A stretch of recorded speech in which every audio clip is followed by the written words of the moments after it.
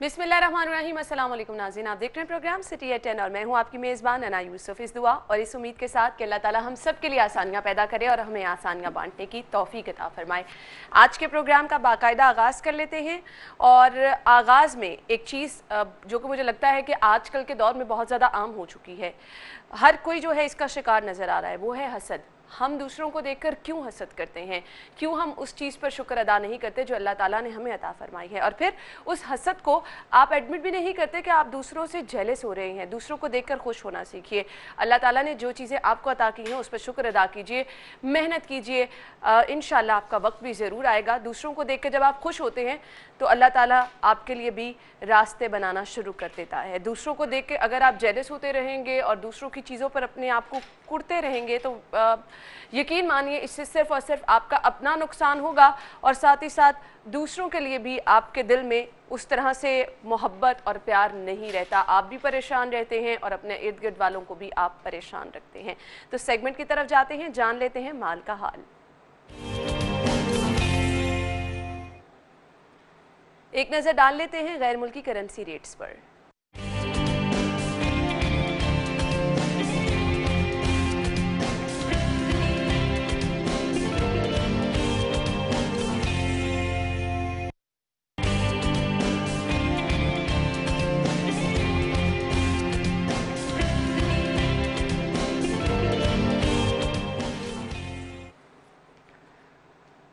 Currency rates क्या हैं ये तो आपने जान लिए। टॉप स्टोरीज की तरफ जाते हैं। लीड स्टोरी डेली सिटी 42 की आज क्या है वो मैं सबसे पहले आपको बताऊंगी। कोरोना लीगी एमपीए समेत 8 जाने ले गया। वायरस हर उम्र के शहरियों को लपेट में लेने लगा।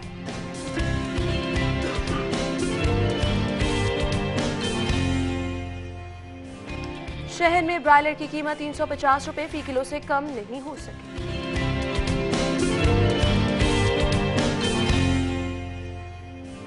मेट्रोपॉलिटन कॉर्पोरेशन को 1 अरब 50 करोड़ का माली खसारा। बजट की तैयारी मुश्किल हो गई।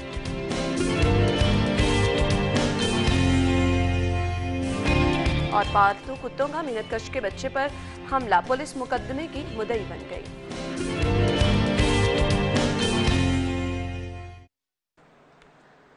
जी तो नाज़रीन, ये है हमारी टॉप स्टोरीज, डिटेल में डिस्कस करेंगे। स्टूडियो में हमारे साथ हमारे सीनियर रिपोर्टर अकमल सुमरू मौजूद होंगे, उन्हें खुशामदीद कहेंगे। अस्सलाम वालेकुम सुमरू साहब। जी वालेकुम क्या हाल चाल है आपके? जी अल्हम्दुलिल्लाह, अल्लाह का शुक्र है।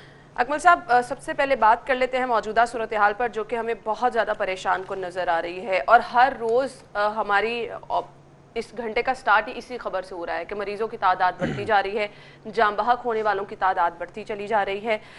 मुझे तो लग रहा है कि ये बहुत ज़्यादा मुश्किल वक्त जो है अब ये शुरू होता चला जा रहा है। देखें, जब से गवर्नमेंट ने टेस्टिंग की कैपेसिटी बढ़ाई है ना और ज़्यादा लोगों के टेस्ट किए जा रहे हैं, एक तो उनके नताइज आ रहे हैं तो उसकी वजह से हमें कोरोना इफेक्टेड जो लोग हैं उनकी तादाद में इजाफा नज़र आ रहा है। दूसरी बात यह है कि जो पेशेंट्स क्रिटिकल्स हैं और हस्पतालों की जो सूरत हाल है वहाँ पर ऐसे अफराद, जैसे कल की ये खबर है कि नून लीग के एमपीए का कल इंतकाल हुआ कोरोना की वजह से। पीकेएलआई हालांकि state of the art hospital है, वहाँ पर वो 10 रोज़ तक जो है वो आईसीयू में रहे, वेंटिलेटर पर रहे। अब वो अपनी जान नहीं बचा सके, डॉक्टरों ने भी कोशिश की। अब उनकी उम्र 66 साल है जिनका इंतकाल हुआ है। तो हुकूमत की जानिब से भी और बैनुल अक़वामी सतह पर भी कोरोना से मुताल्लिक जो अब तक की का लिटरेचर आया है उसमें यही है कि 55 प्लस जो लोग हैं उनमें जो है इसका असर तेज़ होता है, ज़्यादा ख़तरनाक होता है क्योंकि क़ुव्वत मुदाफ़ियत बहुत कम हो चुकी होती है। लेकिन अब तो कम उम्र के शहरी भी बहुत ज़्यादा मुतासिर हो रहे हैं। देखिए, अब वो ये है कि जिस शख्स के अंदर क़ुव्वत मुदाफ़ियत कम है या उसका अपना जो सिस्टम है, मुदाफ़ियाती सिस्टम, वो कमज़ोर है तो उस पर कोरोना का असर ज़्यादा तेज़ होता है और ज़्यादा ख़तरनाक होता है, तो वो वेरी करता है। देखिए, शहर के अंदर अब 3 रोज़ पहले जब सूबाई वज़ीर सेहत ने प्रेस कॉन्फ्रेंस की तो उसमें बताया जी 141 पेशेंट्स क्रिटिकल हैं। अब क्रिटिकल उन पेशेंट्स को कहा जाता है जो वेंटिलेटर पर हैं या आईसीयू में हैं, जिनको सांस के बहुत ज़्यादा मसाइल हैं, उनको क्रिटिकल कहते हैं। तो उसकी रेशो अगर तनासुब के अतबार से निकालें तो बहुत ज़्यादा नहीं है, लेकिन कोरोना पॉजिटिव की जो तादाद बढ़ती चली जा रही है उसकी जो वजह है वो बुनियादी तौर पर यही है कि लोग टेस्ट करा रहे हैं, गवर्नमेंट टेस्ट कर रही है। हाँ, अब इसका दूसरा पहलू ये है कि शहरियों को कम से कम ये चाहिए कि अगर उनमें कोरोना से मुतल्लिक अलामात हैं तो वो SOPs जो गवर्नमेंट ने जारी कर रखी हैं उसको फॉलो कर लें। यानी आप सोशल डिस्टेंसिंग की पॉलिसी है, खुद को क्वारंटाइन करने की है, अगर बहुत शदीद अलामात हैं तो हॉस्पिटल्स में जाके एडमिट होने की है, तो इस तरह के SOPs के ऊपर आपको अमल दरामद करना होगा। अब जिस तरफ आप बात कर रही हैं कि ये मुश्किल नज़र आ रहा है और ये फैलता चला जाएगा, अगर हम ओवरऑल बड़े कैनवस पर देखें ना तो उस तेज़ी से अभी तक भी नहीं फैला। सिर्फ शहर लाहौर की बात भी करें, गुज़िश्ता 3 महीने, अच्छा, वैसे तो 81 दिन बनते हैं, तेजी से उस तरह से नहीं फैल रहा। मैंने कल के प्रोग्राम में भी ब्रेकिंग दी कि एक पुलिस एहलकार शहीद हुआ, उससे कबल भी एक दिन एक पुलिस एहलकार शहीद हुआ, और आज अपडेट ये है कि कोरोना का शिकार associate professor anaesthesia services hospital doctor Hafiz Maqsood भी इंतकाल कर गए हैं। मतलब आपको 2 घंटे के दौरान एक इस तरह से खबर मिल रही है जो हम अपने नाज़रीन से शेयर कर रहे हैं। 80 से ज्यादा ऐसे डॉक्टर्स भी तो हैं ना जिन्हें कोरोना हुआ था और वो क्लियर हो के वापस अपनी ड्यूटीज पर आ गए, तो इसका एक दूसरा पहलू भी है। मैं इसलिए ये कह रहा हूँ कि उसके जो असरात हैं वो उस कदर शदीद नहीं है जिस तरह के बैनुल अक़वामी सतह पर हमें देखने में मिले दादाशुमार की बुनियाद पर। लेकिन सुमरू साहब, इस चीज से आप एग्री करेंगे, आज से 2 महीने पहले जहां पर हम स्टैंड कर रहे थे और हम बिल्कुल इजी थे, ये 2 महीने हमें कहाँ ले आए हैं? देखिए वो तो अंडरस्टूड सी बात है ना। फिर अगर हम दूसरे ममालिक की मिसालें दे रहे हैं तो उन्होंने 2-3 महीनों में काफी हद तक काबू पा लिया, हम इन 2-3 महीनों में वर्स्ट टाइम की तरफ जा रहे हैं। देखें उसकी बुनियादी वजह यह है कि शहर के अंदर और पूरे पंजाब में जो टेस्टिंग लेबॉर्ट्रीज हैं वहाँ पर सैंपल्स की तादाद में इजाफा हो रहा है, लोग अपने टेस्ट के लिए सैंपल्स दे रहे हैं, उनके रिजल्ट सामने आ रहे हैं, तो इस वजह से हमें ये नजर आ रहा है। ये एक पॉइंट आपका बिल्कुल वैलिड है, मैं इससे एग्री कर रही हूँ। आप मुझे ये बताएं, ये जो हालात हम अपने इर्द गिर्द देख रहे हैं, आपने लॉकडाउन खत्म कर दिया, दुकानें खोल दी, आपको नहीं लगता कि ये चीजें भी एड ऑन हो रही है तादाद बढ़ने में? आपके बाजार खुले हैं, आपकी मार्केटें खुली हैं, वहां पर लोग जा रहे हैं, तो ये चीजें ऐड कर रही हैं मरीजों को। देखिए कल जो कैबिनेट का इजलास हुआ है उसमें गवर्नमेंट की तरफ से ये भी कहा गया है, तजवीज़ भी थी और ये पॉलिसी भी है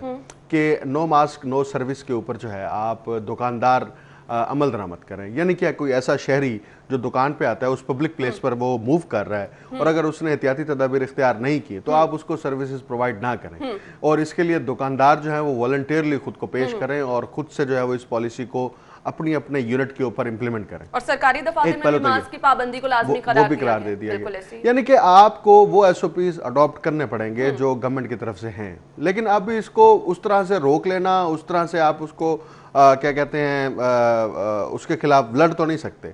आपके पास सिर्फ एक ही रास्ता है कि आप एहतियात करें। दूसरी बात यह है कि कोरोना से मुतालिक जो इदाद-ओ-शुमार अब तक पेश हुए हैं, 81 रोज में लाहौर के अंदर जो है वो 14,500 से जायद कोरोना के पॉजिटिव पेशेंट्स हुए, लेकिन इनमें से बहुत सारे पेशेंट्स ऐसे हैं जो रिकवर करके वापस अपनी रूटीन लाइफ में आ गए हैं। हमें वो वाले इदाद-ओ-शुमार भी सामने रखने चाहिए जो लोग रिकवर कर रहे हैं। अब जो डेथ रेशो है वो डेथ रेशो तो अभी 2% तक है, यानी कि अगर 100 लोगों को हुआ है तो उसमें से 2 रेशो है। अब 2% की रेशो की बुनियाद पर हम ये नहीं कह सकते कि इसके नताइज जो हैं वो बड़े संगीन नोयत के हैं। हमें इस बात पर यकीनन तशवीश होनी चाहिए और अफसोस होना चाहिए ना, उनसे हम इजी भी नहीं हो सकते हैं। मैं इस पे अगली खबर ऐड करना चाहूंगी जिसके मुताबिक कोरोना मरीजों की जान बचाने वाला इंजेक्शन अस्पताल और मार्केट में नापैद है।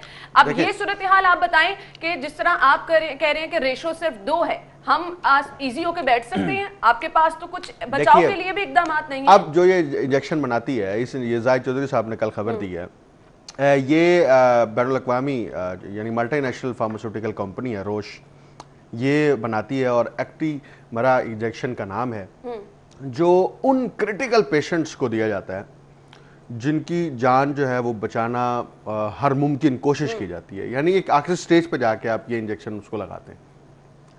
अब अगर सूबाई वज़ीर सेहत के इस इदाद-ओ-शुमार को सामने रखा जाए कि पंजाब में 141 पेशेंट जो हैं वो क्रिटिकल हैं, तो यानी कि उन 141 पेशेंट्स को बचाने के लिए जो ये इंजेक्शन कारामद साबित होने के इम्कानात थे वो भी ख़त्म हो गए। अब इस हवाले से जब कंपनी से रब्ता किया गया तो कंपनी कहती है जी हमारे पास स्टॉक ही नहीं है, यानी कि जो यहाँ पर स्टॉक होना चाहिए था वो स्टॉक नहीं है। अब ये किसकी जिम्मेदारी थी? ये ड्रग रेगुलेटरी अथॉरिटी की जिम्मेदारी थी कि वो इस बात को इंश्योर करे कि वो मेडिसिन जो अब इसको भी तो हम लाइफ सेविंग मेडिसिन की कैटेगरी में रखेंगे ना। ऐसी तो लाइफ सेविंग मेडिसिन को मार्केट के अंदर उसकी अवेलेबिलिटी को इंश्योर करना, ये ड्रग रेगुलेटरी अथॉरिटी की ये जिम्मेदारी है। अगर ये इसमें नाकाम हुए हैं तो इनकी पूछताछ होनी चाहिए, इनसे पूछना चाहिए कि जनाब ये क्यों नहीं हुआ। कौन रहा है मुझे ये बता दें। तो वो यही है ना कि एक दूसरे के ऊपर आप जब डालेंगे कि ये उसका फर्ज था, ये उसका फर्ज था, ये उसकी डोमेन थी, ये उसकी नेग्लिजेंस है, तो इससे आप किसी प्रॉब्लम को फिक्स नहीं कर सकते। अब चलें, ये आइडेंटिफाई हो गया कि ये इंजेक्शन नहीं है। अब हुकूमत को चाहिए कि वो कंपनी के साथ बैठे, कंपनी को बुलाए और उसे कहे हमें इंजेक्शन जो है वो इसको मैनेज करें, इस इंजेक्शन की अवेलेबिलिटी को इंश्योर करें। कम से कम इतनी क्वांटिटी के इंजेक्शन तो हमें प्रोवाइड करें ना, आप बाहर से मंगवाएं। अच्छा, और इतने सीरियस मैटर पे कोई इस पे नोटिस भी नहीं ले रहा है। किसने नोटिस लेना है? ये जिम्मेदारी मुझे बता दें किसकी है। चलिए ड्रैप की जिम्मेदारी तो है, लेकिन बाकी महकमा सेहत के आला हुकाम कहाँ हैं? आपके पास वेंटिलेटर की कमी, ठीक है, आप उसके भी दावे हमें पहले दिन से करते नजर आ रहे हैं। फिर आपके पास एक ऑप्शन जो बाकी रह जाती है, अब वो भी नापैद होती जा रही है, मरीजों की तादाद आपकी बढ़ती चली जा रही है, तो फिर हम कहाँ स्टैंड करें, मुझे बता दें। देखें, मैं वही बात कर रहा हूँ कि जब पंजाब में यहाँ पर कोरोना से मुतल्लिक स्ट्रेटजीज डिज़ाइन करने लगे तो आपने मुख्तलिफ महकमे के जो लोग हैं उनको शामिल किया। उसमें यहाँ का PDMA भी है, यहाँ का महकमा हेल्थ भी है, यहाँ का महकमा फाइनेंस भी है, हेल्थ के दोनों डिपार्टमेंट्स हैं, आपका सूबाई मिनिस्टर है, हत्ता के फाइनेंस मिनिस्टर्स भी जो हैं वो उन कमेटियों के मेंबर्स हैं कि अगर कोई फाइनेंस का मामला भी होगा तो उसको भी टैकल किया जाएगा। सिर्फ मसला यहाँ पर है कि ये वज़ीर आला पंजाब को अपनी विजिलेंस को बढ़ाना पड़ेगा। वज़ीर आला पंजाब जब तक अपनी विजिलेंस नहीं बढ़ाएंगे, अब वो विजिलेंस बढ़ाने के लिए ज़रूरी है कि उनकी एसोसिएटेड जो टीम है, जो उनके साथ उनका सेक्रेटरी हैं, उनके प्रिंसिपल सेक्रेटरी हैं, उनका दीगर स्टाफ है, वो लोग उनको किस तरह से किस हद तक अपडेट रखते हैं, उनको इन्फॉर्मेशन देते हैं। उस इन्फॉर्मेशन, देखें, इन्फॉर्मेशन ही नहीं होगी तो आप एक्शन कैसे लेंगे? बिल्कुल। अब इंफॉर्मेशन का जो चैनल है वही आपका दरमियान में बैरियर बन जाता है। तो वज़ीर आला पंजाब फिर कुछ सकते, या तो फिर वज़ीर आला पंजाब का अपना जो है वो इतनी उनकी वो हो, उसके लिए हम एक लफ्ज़ में ज़हन में नहीं आ रहा एकदम, कि अगर उनके अपना जो है वो विजन होगा तो फिर वो उस बुनियाद पर फैसला कर सकते हैं ना। इंफॉर्मेशन भी नहीं आ रही, विजन भी नहीं है, तो मुझे बताइए तो फिर अल्टीमेटली सफर कौन करेगा? वो यही सफर करेंगे ना कि आपके पेशेंट सफर करेंगे, आपकी पब्लिक सफर करेगी। तो आप पहला तो मसला ये रहा अब तक है कि कोरोना के हवाले से मार्केट में मेडिसिन नहीं है कि जिसकी बुनियाद पर इलाज किया जाए, लेकिन एक ऐसा इंजेक्शन मौजूद है कि जो आखिरी स्टेज पे जाके आपको वो उसको रेस्क्यू करने में हेल्प करता है, वो भी आपके पास दस्तयाब नहीं है, यानी उसकी भी शॉर्टेज है। क्या वो फिर ब्लैक पे बेचा जाएगा? तो वो कैसे किया जाएगा? ये हुकूमत की जिम्मेदारी है, और हुकूमत के जो नुमाइंदे हैं और जो सरबराह हैं पंजाब के अंदर, वज़ीर आला पंजाब की जिम्मेदारी है। साहब, हुकूमत की जिम्मेदारियां तो बहुत सारी हैं और हमें वज़ीर आला साहब की जानिब से हर रोज एक ऐसा बयान आ जाता है कि तसल्ली रखें, हालात बेहतरी की तरफ जा रहे हैं, अवाम का ताउन ज़रूरी है, अवाम का ताउन नागुज़ीर है। ये सब चीज़ें जो हैं सिर्फ हमें बातों की हद तक नज़र आ रही हैं, तो ताउन अवाम भी नहीं कर रही है। वो तो अब वज़ीर आला पंजाब अब आए रोज़ जो है ना वो एक और बयान भी उन्होंने ऐड करना शुरू कर दिया है। बुनियादी तौर पर तो उनके मुशीर और वो बयान जारी करते हैं ना वज़ीर आला के नाम से मंसूब करके कि जो अपोजिशन है वो कोरोना सियासत कर रही है, अपोजिशन जो है वो कोरोना सियासत कर रही है। आप अपोजिशन की कोरोना सियासत को गोली मारें, आप बताएं हम ये कर रहे हैं। बिल्कुल सही बात है, हम ये कर रहे हैं, हमने ये कर लिया। चाहिए कि आप क्या कर रहे हैं। अब तो वक्त ये है कि आपको अपोजिशन को भूल ही जाना चाहिए, सबको एक प्लेटफॉर्म पर होना चाहिए। खैर, बात करेंगे इस पे, ब्रेक का वक्त हुआ है, ब्रेक के बाद दोबारा हाजिर होंगे, आप हमारे साथ रहिएगा। ब्रेक के बाद प्रोग्राम में आपको एक बार फिर से खुशामदीद कहेंगे और गुफ्तगू का सिलसिला आगे बढ़ाएंगे। अगली खबर की तरफ जाएंगे और अगली खबर हमारे पास है, शहर में ब्रायलर की कीमत 350 रुपये फी किलो से कम नहीं हो सकी है।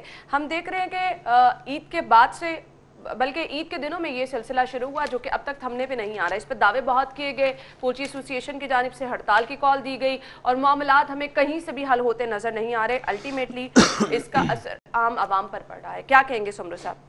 देखिए अना, इसमें पहली बात तो ये है कि पोल्ट्री एसोसिएशन बार बार ये कह रही है कि ब्रायलर की जो कीमत का तयन किया जाता है वो डिमांड एंड सप्लाई की बुनियाद पर होता है। अगर डिमांड ज़्यादा है, सप्लाई कम है, तो हम उसकी कीमत बढ़ा देते हैं। अब वैसे इसका लॉजिक तो नहीं आता, मतलब बात यह है कि डिमांड एंड सप्लाई की बुनियाद के ऊपर आप कीमत तय कर रहे हैं, और जब आपकी सप्लाई ज़्यादा होती है आप कीमत गिर जाती है, और जब सप्लाई कम होती है कीमत बढ़ जाती है। हालांकि आपको तो पब्लिक को फैसिलिटेट करना चाहिए ना। मार्केट की वो पॉलिसी आप अडॉप्ट कर रहे हैं जिससे अल्टीमेटली जो है वो आप इस्तेहसाल किसका कर रहे हैं, उस आम आदमी का, उस शहरी का जो चिकन शौक से खाता है या वो चिकन अपनी ग़िज़ा में शामिल रखता है। तो आपकी सप्लाई कम है, वो सप्लाई कम है या कम रखी गई है, इसकी इन्वेस्टिगेशन तो गवर्नमेंट को करनी चाहिए। गवर्नमेंट की तरफ से पोल्ट्री डीलर्स एसोसिएशन के साथ भी मुज़ाकरात किए गए, स्टॉक एक्सचेंज वालों को भी साथ शामिल किया गया, उनके साथ भी मुज़ाकरात हुए, लेकिन उसका कोई नतीजा ही नहीं निकला। क्योंकि जब तय कर लिया वो बड़े बड़े इन्वेस्टर जो पोल्ट्री के अंदर इन्वेस्टमेंट करके बैठे हैं, जब उन्होंने ये तय कर लिया कि हम इसकी कीमत इतनी रखेंगे और वो कितने अरसे तक रखेंगे, ये उनकी मर्जी होगी, हुकूमत की मर्जी नहीं होगी। हुकूमत की मर्जी अगर होती, यानी आप ये कहना चाह रहे हैं कि सब प्लान्ड है? ऑब्वियसली प्लान्ड है। देखिए वो चिकन जो रमजान से पहले भी 150 रुपए किलो फरोख्त होता रहा, वो 150 रुपए किलो जो चिकन फरोख्त हुआ 130 तक भी जो आया, तो वो उसका इनके नजदीक तो नुकसान है ना। उस नुकसान को पूरा करने के लिए मेरी ये असेसमेंट है कि कम से कम अगला 1-1.5 महीना जो है ये इस प्राइस को नीचे लेके नहीं आएंगे। अच्छा। जब इनका वो नुकसान जो इनको आमदन की सूरत में नहीं मिला उसको ये नुकसान कंसिडर करते हैं, जो सरमायाकार होते हैं, कारोबारी अफराद, जो आमदन नहीं हुई उसको नुकसान कहते हैं। जबकि बिजनेस की टर्म में नुकसान वो होता है कि अगर आपने 10 रुपए लगाए हैं तो आप की वो चीज 5 रुपए में फरोख्त हुई है, 5 रुपए का आपको नुकसान हो गया। ये कहते हैं आमदन नहीं हुई तो नुकसान हुआ है। अब माल वही पड़ा हुआ है, माल रखा हुआ है, या तो माल आपका जाया हो गया हो, या मुर्गियां मर गई हो, या मुर्गियों को बीमारियां लग गई हो, फिर तो हम कहें नुकसान हो गया। अब उस नुकसान को जो इनके नजदीक है उसको पूरा करने के लिए प्राइस यही रहेगी। हुकूमत कुछ भी नहीं करेगी, हुकूमत मीटिंग करेगी, स्टेटमेंट आएगी, डीसी ने इजलास बुला लिया, स्टेटमेंट आएगी, सूबाई वज़ीर खुराक ने नोटिस ले लिया, स्टेटमेंट आएगी, वज़ीर आला पंजाब ने जो है वो सख्त कार्रवाई की। हो नहीं सकता ना। अगर होना होता तो रमजान के महीने में हो जाता, अगर होना होता तो उस वक्त हो जाता जब हुकूमत ने पहली दफ़ा कहा था कि इसकी कीमतें जो है हमने मुकर्रर कर दी हैं, इससे बढ़ के ज़्यादा कीमत पे फरोख्त नहीं होगी। यानी कि शहर के अंदर जो होलसेल की एक मार्केट है, जो चिकन के होलसेल की एक बड़ी मार्केट है, टोलेंटन मार्केट, वो आपसे कंट्रोल नहीं हो रही। आपने पूरे शहर के चिकन प्राइस को कैसे कंट्रोल करना है? तो ये इनसे होना ही नहीं है। ये आप पब्लिक बस अभी फिलहाल इतनी कीमत पे खरीदे, जब उनका नुकसान पूरा हो जाएगा फिर आप देखिएगा कीमत अपनी नॉर्मल उसके ऊपर आ जाएगी जो 250, 230 और ये है सही। तो उस वक्त तक की कीमत कम नहीं करेंगे। अब ये डिमांड एंड सप्लाई के ऊपर इनका क्या फार्मूला है ये बताएं ना जरा, पब्लिक के साथ शेयर करें कि शहर के अंदर जो है रोजमर्रा की बुनियाद पर इतने मन जो है वो चिकन की जरूरत है, जबकि हमारे पास सप्लाई जो है वो कम है। तो फिर आप कैलकुलेशन भी तो दें ना। आप महज ये जो मार्केट की टर्म है कि डिमांड एंड सप्लाई की टर्म यूज करके आप पब्लिक का इस्तेसाल तो ना करें। गवर्नमेंट जो है वो हमें बेबस नजर आती है। गवर्नमेंट रिलीफ फराहम करने में नाकाम हो रही है। पब्लिक का इस्तेसाल कर रहे हैं तो गवर्नमेंट की रेट कहां पर नजर आ रही है? तो गवर्नमेंट उसके साथ मिलकर पब्लिक का इस्तेसाल कर रही है ना, वो दोनों स्टेक होल्डर हैं। सही। अब पब्लिक जो है वो तो पिस गई ना, हुकूमत की वजह से भी और उनकी वजह से भी। सही, चले यहाँ तो उनके अपने तहफ्फुज़ात हैं, लेकिन मुझे अब ये बता दें कि अब पेट्रोल की कीमत में अगर कमी हुई है तो ये जो किल्लत है हर रोज गुजरते दिन के साथ संगीन होती जा रही है। गुड ट्रांसपोर्टर इससे शदीद मुतासिर हो रहे हैं। अब इसका जवाब क्या है? देखिए जी, यहाँ पर जो डीलर्स हैं, जो जिन्होंने मुख्तलिफ कंपनीज के यहाँ पर आप उसको कह लें फ्रेंचाइज ली है, उन्होंने अपने पंप्स बनाए हुए हैं, वो कंपनी को पे करते हैं। अब लाहौर शहर के अंदर रोजाना की जो खपत है पेट्रोल की वो 30 लाख लीटर है।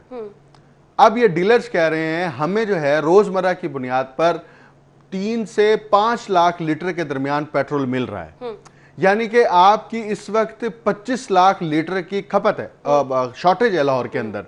तो 25 लाख लीटर की जो शॉर्टेज है वो किसने पैदा की है? वो उन कंपनियों ने पैदा की है जिन्होंने लाहौर के अंदर पेट्रोल को तरसील करके हर पंप स्टेशन पर पहुंचाना है। इनकी गाड़ियां रात को शहर के अंदर दाखिल होती हैं या दिन के औकात में भी हमें नजर आती हैं। ये उनकी जिम्मेदारी है।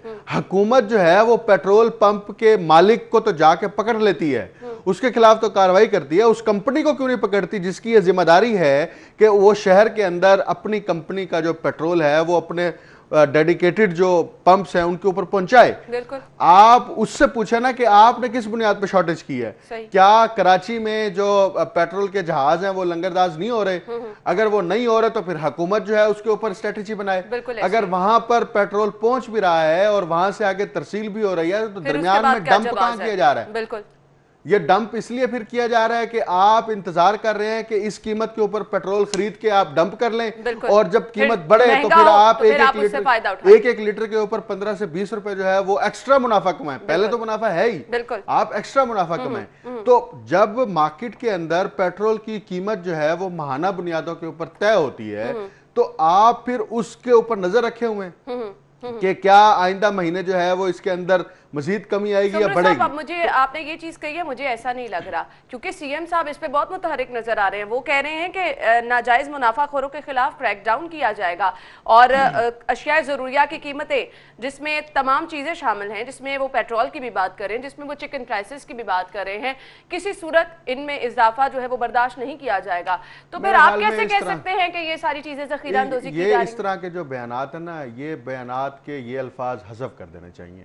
अगर ये आप अल्फाज हज़फ कर देना तो कहने के लिए इनके पास और कुछ है ही नहीं। आप सिर्फ ये अल्फाज हज़फ कर देना, बड़ी सुर्खी सीएम साहब के बयान की नजर आ जाएगी। मैं कह रहा हूं हज़फ कैसे छोड़ सकते हैं आप? ये हज़फ कर दें। आप कहें हम ये बयान जो है हम ये नहीं छापेंगे कि जिसके अंदर होगा मुनाफाखोर, जिसके अंदर होगा जो है वो अवाम का इस्तेसाल, या जिसके अंदर होगा जखीरा अंदोज।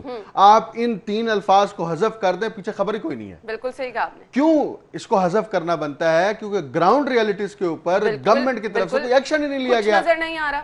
तो ये बयान है, आप या तो ये हो ना बयान ना कि 500 200 100 जखीरा अंदोजों को पकड़ के अंदर कर दिया है। बिल्कुल ये समझ आती है। मुनाफाखोरों के खिलाफ हमने ये कार्रवाई की है। हमने शहर के अंदर 5000 पॉइंट्स पर इतने फाइन किए हैं क्योंकि वो मुनाफा कमाना चाहिए। इनके फिंगर टिप्स पे होगा कहां नहीं है ना। देखो यही तो मसला है ना, अगर हो तो ये जारी करें ना, होगा तो जारी करेंगे। ये चीजें इल्म में है, उस पे काम नहीं किया जा रहा, ये एक अलग बात ना। मैं सिर्फ इतनी बात कर रहा हूं कि ये जो रवायती बयान हैं जो कि गुज़िश्ता 70 सालों से अखबारात में छप रहे हैं, ये चीजें निकाल दें। आप एनालिसिस कर किसी स्टूडेंट को, बल्कि मैथ कम्युनिकेशन के स्टूडेंट को इसके ऊपर रिसर्च करनी चाहिए कि गुज़िश्ता 10 सालों में अखबारात के अंदर कितनी दफा सिर्फ ये बयान छपा है चीफ मिनिस्टर की तरफ दी जाती हैं। सिर्फ ये बयान जखीरा अंदोज मुनाफाखोर, जखीरा अंदोज मुनाफाखोर।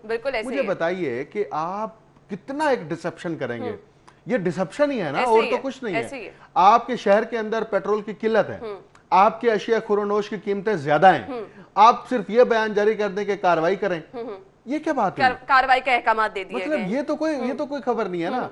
आप तो ये कहें हमने ये कार्रवाई कर दी है, दिखाया है जो आप कहें पेट्रोल की शॉर्टेज है। लेकिन सुमरू साहब मुझे सिर्फ बता दें, जो कार्रवाइयां की जाती हैं वो क्या तसल्ली बख्श होती हैं? एक दिन की कार्रवाई, एक इलाके में कार्रवाई, और जब टीम वहां से निकलती है ना कोई फॉलो अप ऑपरेशन ना कुछ। वो सिर्फ और सिर्फ जो है ना वो अपने इस बात को हलाल करते हैं कि हमने भी 1 महीने में 2 दिन काम किया। बिल्कुल ऐसे ही है। तो वो उसको हलाल करने के लिए और फिर 1 महीने तक उस काम की प्रोजेक्शन करने के लिए उनको ये कार्रवाई करना पड़ती है। ये वो बाय डिफॉल्ट नहीं करते और वो बाय विल भी नहीं करते। वो सिर्फ सेटिस्फाई करने के लिए ऊपर किया लोगों को कि हमने ये काम किया। बिल्कुल ऐसे ही। और आप ग्राउंड रियलिटीज यही हैं कि अशिया खुरानोश की कीमतों में इजाफा हो, सब्जियों की कीमतों में इजाफा हो, मार्केट के ऊपर कंट्रोल की मामलात हो, तो हुकूमत और ज़िलाई इंतजामिया हमें इफेक्टिव नजर नहीं आती। अच्छा, हर रोज हम ये चीज शेयर करते हैं कीमतों के हवाले से, अवाम का रद्द अमल, सीएम साहब की स्टेटमेंट, तसल्ली दी जाती है, कार्रवाइयां की जाएंगी, और हर रोज हम नाजरीन को ये भी बताते हैं कि इस पर होने कुछ नहीं जा रहा, कुछ अमल दरामद नहीं होगा, ये जो आपको तसल्लियां दी जा रही हैं। और अब आपने एक और चीज ऐड कर दी है कि आप साल हर साल की स्टेटमेंट्स उठा कर देख लें, इसी तरह से तसल्लियां दी जाती हैं। तो अब ये चीजें बहुत अच्छी तरह हमारी बाशऊर अवाम को भी पता चल चुकी हैं। इसीलिए मुश्किल के इस वक्त में अवाम जो है वो जितनी मर्जी हमें परेशान नजर आ रही है, महंगी अशिया खरीदने पर मजबूर भी है, लेकिन दुहाइयां भी दे रही है। खैर, अगली खबर की तरफ जाएंगे। ब्रेक का वक्त हुआ है, ब्रेक के बाद दोबारा हाजिर होंगे, हमारे साथ रहिए।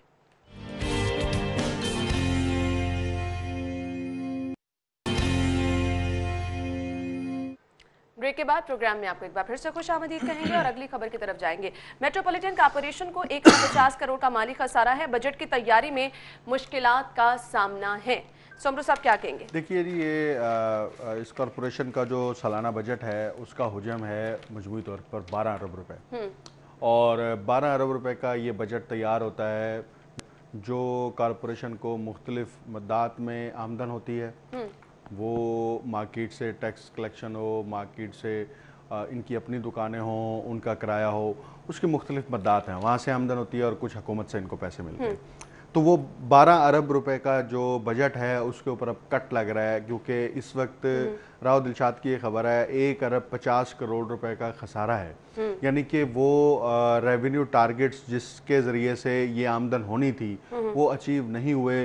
वो मार्केट की मौजूदा सूरत हाल के बाइस, मार्केट की बंदिश के बाइस, क्राइसिस के बाइस और मुख्तलिफ वजूहात की बुनियाद पर जब वो कलेक्शन नहीं हुई तो आपको अल्टीमेटली अपने बजट के ऊपर कट लगाना है। अब वो बजट के ऊपर जब कट लगेगा तो उसके असरात क्या मुरतब होंगे, उसके क्या तनख्वाहों के ऊपर असरात मुरतब होंगे, उसके डेवलपमेंट के ऊपर अखराजात मुरतब होंगे, ये अब बजट दस्तावेज में हमें नजर आएगा। बिल्कुल। और यकीनन जो है ये डेवलपमेंट के ऊपर जो है वो कट लगाएंगे और सिर्फ बजट को कोशिश करेंगे कि हम सैलरीड बजट रखें, मैक्सिमम बजट सैलरीड बजट हो, क्योंकि जब आपके पास पैसे ही नहीं होंगे तो आप बजट में वो चीज़ें शामिल नहीं करेंगे जो तनख्वाहों के अलावा हैं। तो ये यकीनन कॉरपोरेशन के लिए भी एक डिफिकल्ट टाइम होगा और ये उन प्लानर्स के लिए कि वो जिस तरह से आपने कहा कि डेवलपमेंट के कामों पर कट लगाया जाएगा, तो शहर में पहले कहाँ डेवलपमेंट के काम हो रहे हैं, फिर आगे लोग भी सफर करने के लिए तैयार हो जाएं, गली मोहल्लों में जो सूरत हाल है वो आपके सामने है। अन्ना, ये तो जवाब मिल गया ना कि हमारा बजट है ही नहीं, ये तो जवाब मिल गया। आप जो बात कर रही हैं कि पहले मार्केट में जो गली मोहल्ले हैं या हुकूमत की सतह पर तरक्याती काम कहाँ हो रहे हैं, अगर पहले भी तरक्याती काम नहीं हो रहे और उसके साथ आप इसको ऐड कर दें कि उनके पास बजट नहीं है, तो ये तो जस्टिफिकेशन हो गई कि हमारे पास बजट नहीं है, हम तरक्याती काम कहाँ से करें। तो इसलिए मैं ये कह रहा हूं कि कॉरपोरेशन का जो बजट दस्तावेज अब तैयार हो रही है उस बजट दस्तावेज के अंदर, बल्कि हो चुकी होगी तैयार, क्योंकि अब बजट पेश होने वाला है, बजट की जो दस्तावेज है उसके अंदर किस चीज के ऊपर बड़ा कट लगा रहे हैं। और मेरी ये असेसमेंट है कि ये कट डेवलपमेंट के ऊपर होगा, क्योंकि सैलरी तो देनी है, तनख्वाहें देनी ही देनी है, आप तनख्वाहें तो रोक नहीं सकते, तनख्वाहों में इजाफा भी होना। यहाँ पर तो ये चीज हम देख रहे हैं, अब कोरोना का बहाना करके आप हर जगह पर मुआमलात को जो है वो निगलेक्ट करते जाएंगे और हर जगह पर आपके पास एक यही ऑप्शन रह जाएगी।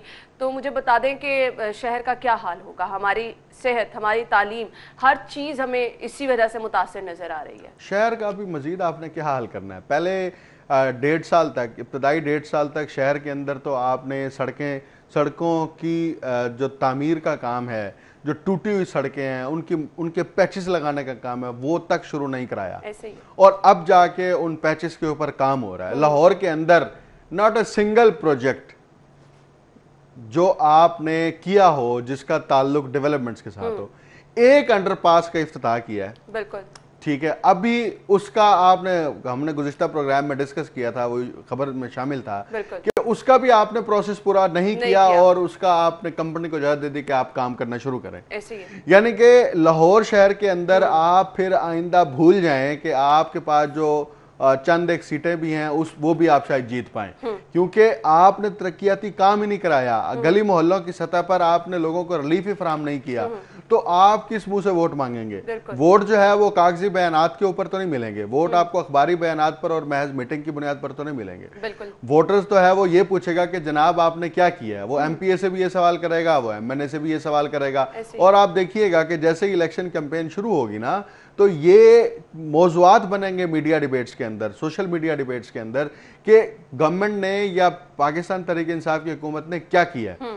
और ये तो आपने मौका गंवा दिया है, अब नहीं हो सकता। आपके पास 3 साल है, 1 साल आप शायद प्लानिंग पे गुजार देंगे, अगले 2 साल आपको वैसे ही परेशानी शुरू हो जाएगी कि इलेक्शन आ गया। तो आपके पास ये मौका था कि लाहौर के ऊपर आप अपनी गिरफ्त मजबूत करें, बजाय इसके कि आप वो गिरफ्त मजबूत करते, अब आप मुस्तकबिल के तमाम इम्कानात भी मखदूश हो चुके हैं कि आप कि मुस्तकबिल में भी शायद कोई ग्रिप हो। तो तरक्याती कामों की तरफ जहां पर आप इशारा कर रही हैं वो तो हमें नजर ही नहीं आ रहे। अब गली मोहल्लों के अंदर जो है वो आप सीवरेज का मामला हो, आपकी जो है वो सड़कों की मुरम्मत का मामला हो, मेन शाहराहों पर सड़कें जो टूटी रही, अब जाके उसके किसी जगह पर पैचेस लगना शुरू हुए और कुछ जगहों पर जो है वो पैचेस का काम हो चुका है। अभी भी लाहौर शहर के अंदर आप जब सदर गोल चक्कर से शुरू होते हैं और आप जा रहे होते हैं बरकी की तरफ, उस सड़क की हालत ये है कि वहां पर ना तो आप गाड़ी चला सकते हैं, वहां पर ना तो आप मोटरसाइकिल चला सकते हैं। बारिश हो जाए तो वहां पर क्या सूरत हाल होती है। पिछले 3 साल से उस सड़क के ऊपर जो है एक पैच भी नहीं लगाया गया। वैसे तो वो पूरी सड़क बनने वाली है। अब वो हुकूमत जो है उसको इस बात से सरोकार ही नहीं है कि सड़क के ऊपर जब ट्रैफिक चलती है तो सड़क टूटती है, उस सड़क की मुरम्मत करना होती है। अगर आप बर वक्त उसके ऊपर पैचेस नहीं लगाएंगे तो एक स्टेज आएगी, फिर आपको पूरी सड़क बनानी पड़ेगी। बिल्कुल, और इंतजार भी उस चीज का किया जा रहा है। सुमरू साहब, यहाँ पर बहुत सारे मंसूबे जो ऑलमोस्ट तकमील तक थे उनको छोड़ दिया गया है, उनका कोई पुरसाने हाल नहीं है, तो इस तरफ ध्यान कौन देगा। खैर, अगली खबर की तरफ जाते हैं और अगली खबर अफसोसनाक खबर यह है, पालतू कुत्तों का मेहनतकश बच्चे पर हमला, पुलिस मुकदमे की मुद्दई बन गई। इमरान अपने कुत्तों को सैर करवा रहा था और बेकाबू हो गए, वालिद ने मालिक को माफ कर दिया है। इंतहाई अफसोसनाक खबर है, क्या कहेंगे? देखिए जी, इकबाल टाउन का ये वाकया है और पुलिस ने ही कार्रवाई की, क्योंकि शहरियों ने बच्चे को जो है, जब कुत्ते हमलावर हुए, 2 कुत्ते थे, तो शहरियों ने वहां से तो उसको छुड़वा लिया। पुलिस भी पहुंच गई, पुलिस ने उसको अरेस्ट भी किया और थाने में जाके बंद भी कर दिया। हवालात की तस्वीर भी कल हमने भी टीवी पर चलाई है, अखबार में भी छपी हुई है कि वो हवालात में बंद है।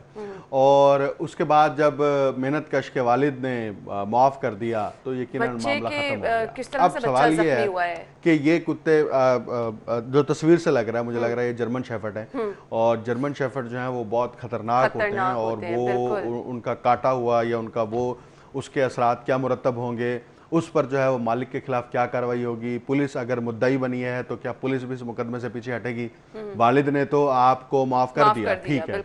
अब वालिद की माफी की हद तक तो ठीक है, क्योंकि वालिद मुद्दाई नहीं है, वालिद ने पर्चा ही नहीं, दरखास्त जमा नहीं कराई, ना ही पर्चा कटवाया, तो काम तो पुलिस ने किया। अब पुलिस क्या करती है इसके ऊपर? क्या उसको पनिश करती है, क्या उसको फाइन करती है, या उसके ऊपर कोई पाबंदी आयद की जाती है? तो मेरा ख्याल में गवर्नमेंट को जो है वो इसके ऊपर कम से कम ये जरूर, आप एक तरफ शहर के अंदर कुत्ता मार मुहिम शुरू करते हैं और वो आवारा कुत्ते जो आपको गलियों में नजर आते हैं उनको मारने की वो करते हैं, जो पालतू कुत्ते जो खूनखार हैं, जो नस्ली कुत्ते हैं, चाहे वो बेशक पालतू हैं, घरों में रखने के हवाले से भी आपको कोई ना कोई सख्त पॉलिसी इंप्लीमेंट करनी चाहिए ना, कि वो अगर अपने कुत्तों को घर से बाहर लेके बाहर सैर करा रहा है या उनकी वर्जिश करवा रहा है तो उसका क्या मैकेनिज्म है, वो किस जगह पर जा सकता है, वो कौन सी प्लेस के ऊपर जा सकता है, वो पब्लिक प्लेस पर जाने की उसको इजाजत किसने दी है?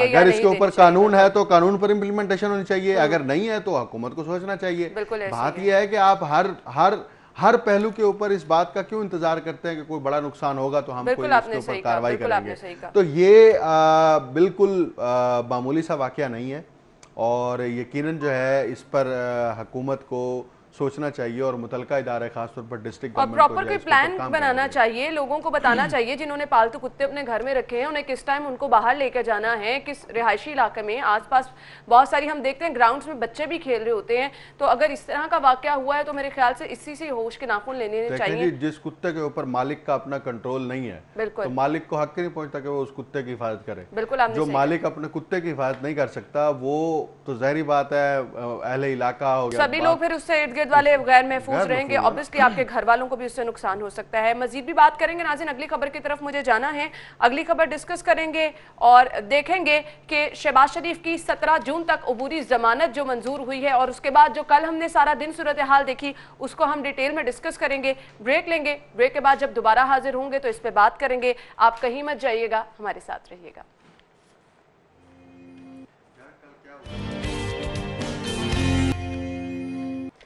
ब्रेक के बाद आपको एक बार फिर से खुशामदीद कहेंगे और अगली खबर की तरफ जाएंगे। और अगली खबर है, कल हमने देखा कि अपोजिशन लीडर शहबाज शरीफ जो हैं वो अदालत में पेश हुए और शहबाज शरीफ की 17 जून तक अबूरी जमानत मंजूर की गई। नैब ने 9 जून को उनको फिर से तलब कर लिया है। क्या कहेंगे सुमरू साहब? देखिए जी, ये कल, बल्कि कल का दिन भी और उससे एक दिन पहले भी लाहौर शहर के अंदर बड़ा अजीब दिलचस्प सियासी मंजर था कि नैब जो है वो गिरफ्तार करने की कोशिश कर रही है और शहबाज शरीफ साहब दो तीन जगहों पे छापे शहबाज शरीफ मिल नहीं रहे कि वो कहाँ रूपोश उसके बाद एकदम से मंजर पे शहबाज शरीफ साहब आ जाते हैं। शहबाज शरीफ साहब मतलब ये पूरा एक ऐसा लगता है कि एक फिल्म का सीन है, बिल्कुल कि वो एक इश्तिहारी को ढूंढ रहे हैं और वो मिल नहीं रहा और बड़ा नामवर जाना पहचाना पुलिस एहलकार है, 1 घंटे तक टीम उनके घर में मौजूद रहती है। ये साबित हो गया कि शहबाज शरीफ लाहौरी हैं और उनको पता है कि किस मौके पर मैंने कहाँ छुपना है, तो वो उसमें कामयाब हुए हैं कल। अब इसका दूसरा पहलू ये है कि कल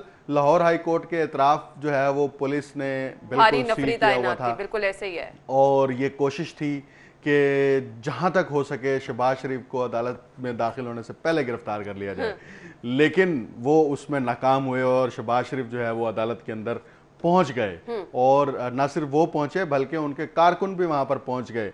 ये सब कैसे हुआ इसके ऊपर पुलिस को या तो मालूम नहीं है या पुलिस खामोश है, और नैब इस पूरे मामले में हमें बेबस नजर आती है। अदालत के अंदर जब ये जमानत की दरख्वास्त दायर हुई तो शहबाज शरीफ के वकला भी वहाँ पहुँचे और नैब प्रोसिक्यूटर भी वहाँ पर मौजूद था, तो अदालत ने इस्तफसार किया कि आपको किस बात का आपको ख़तरा है कि आपको नैब गिरफ्तार कर लेगी। तो शहबाज शरीफ ने भी वहाँ पर जवाब दिया और उनके वकीलों ने भी कहा कि बिल्कुल हमने तमाम तर सबूत नैब को जमा करा दिए हैं, लेकिन इसके बावजूद नैब जो है वो हमें गिरफ्तार करना चाहती है और आज हम बड़ी मुश्किल से अदालत के अंदर पहुँचे हैं।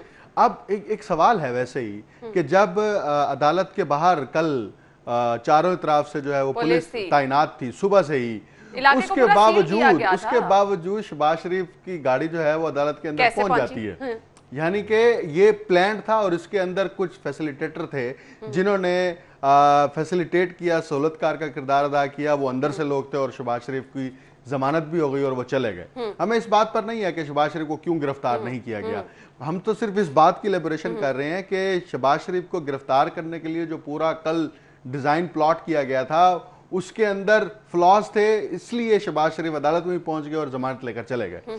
तो अदालत कल जज ने पूछा नैब प्रोसिक्यूटर से कि जनाब आप को एतराज है गिरफ्तारी इनकी जमानत के ऊपर, तो उस पर एतराज भी किया, लेकिन अदालत ने जो है उनको जमानत दे दी और अबूरी जमानत दे दी। फिर नैब ने जो है दोबारा से तलब कर लिया कि आप जो है वो 9 जून को दोबारा पेश हों 12 बजे और हम जो है वो आपको दोबारा से इन्वेस्टिगेट करेंगे। तो कल का ये सारा, लेकिन 2 दिन की इस पूरी सूरत हाल में ये लगता है कि शहबाज शरीफ की प्लानिंग इसमें बहुत जबरदस्त रही है। वो जब जैसे अदालत ने पेश हुए उससे कबल एक दिन जो पूरा हमने सीन क्रिएट हुआ देखा, फिर लीगी कारकुनों के साथ धक्कम पेल, फिर हम देख रहे हैं कि लीगी रहनुमाओं ने प्रेस कॉन्फ्रेंस भी की। देखिए पुलिस को नहीं मिला शहबाज शरीफ, मीडिया को नहीं मिले शहबाज शरीफ, नैब को नहीं मिले शहबाज शरीफ।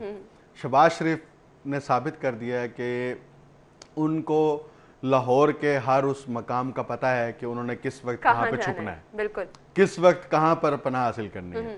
आपकी इंफॉर्मेशन फेलियर चेक करें कि 2 जगह पर छापे मारे हैं और आपको बंदा नहीं मिला, फिर आप 1-1 घंटा वहां पे मौजूद रहे, आपको बंदा नहीं मिला और बंदा सुबह जो है बड़े इमेजिन करें वो पेश भी हो गए और पुलिस की भारी नफरी आपके चारों तरफ है, सिक्योरिटी के आपके सख्त तरीन इंतजाम है, लेकिन जब वो बंदा खुद चाह रहा है तब वो अदालत में पेश हो गए। बिल्कुल, तो बात ये है कि आप यकीनन जो कानून है जो ज़ाब्ते हैं उसके मुताबिक कार्रवाई करें और उसके मुताबिक कार्रवाई होनी चाहिए, लेकिन शहबाज शरीफ ने कल कानूनी रास्ता इख्तियार करते हुए अपनी जमानत लेके वो चले गए। सही, अगली खबर की तरफ जाएंगे। लेस्को खराब मीटर्स के हामिल सारिफीन की तादाद 26,000 से तजावुज कर गई है और इसके अलावा वो सारिफीन अलहदा से जो नए मीटर लगवाना चाह रहे हैं। अब ये जो खराब मीटर्स वाले सारिफीन हैं इनकी तादाद अगर 26,000 है तो सूरत हाल हमें किस तरह से खराब होती नजर आ रही है। कंपनी ने मीटर्स तब्दील करने के बजाय सारिफीन को औसत बिल भिजवा दिए हैं और कंपनी ने सिंगल और 3 फेज मीटर्स को डिफेक्टिव कोड लगा दिया है। क्या कहेंगे सोमरू साहब? देखिए ये लेस्को की जिम्मेदारी है और लेस्को के पास जो है ना गुज़िश्ता 1-1.5 महीने में वक्त ज़्यादा बेहतर था कि वो अपनी उन डेफिशिएंसीज को एग्जीक्यूट करके उसको सेटल डाउन करते, क्योंकि मार्केट्स बंद थी, वो दबाव नहीं था।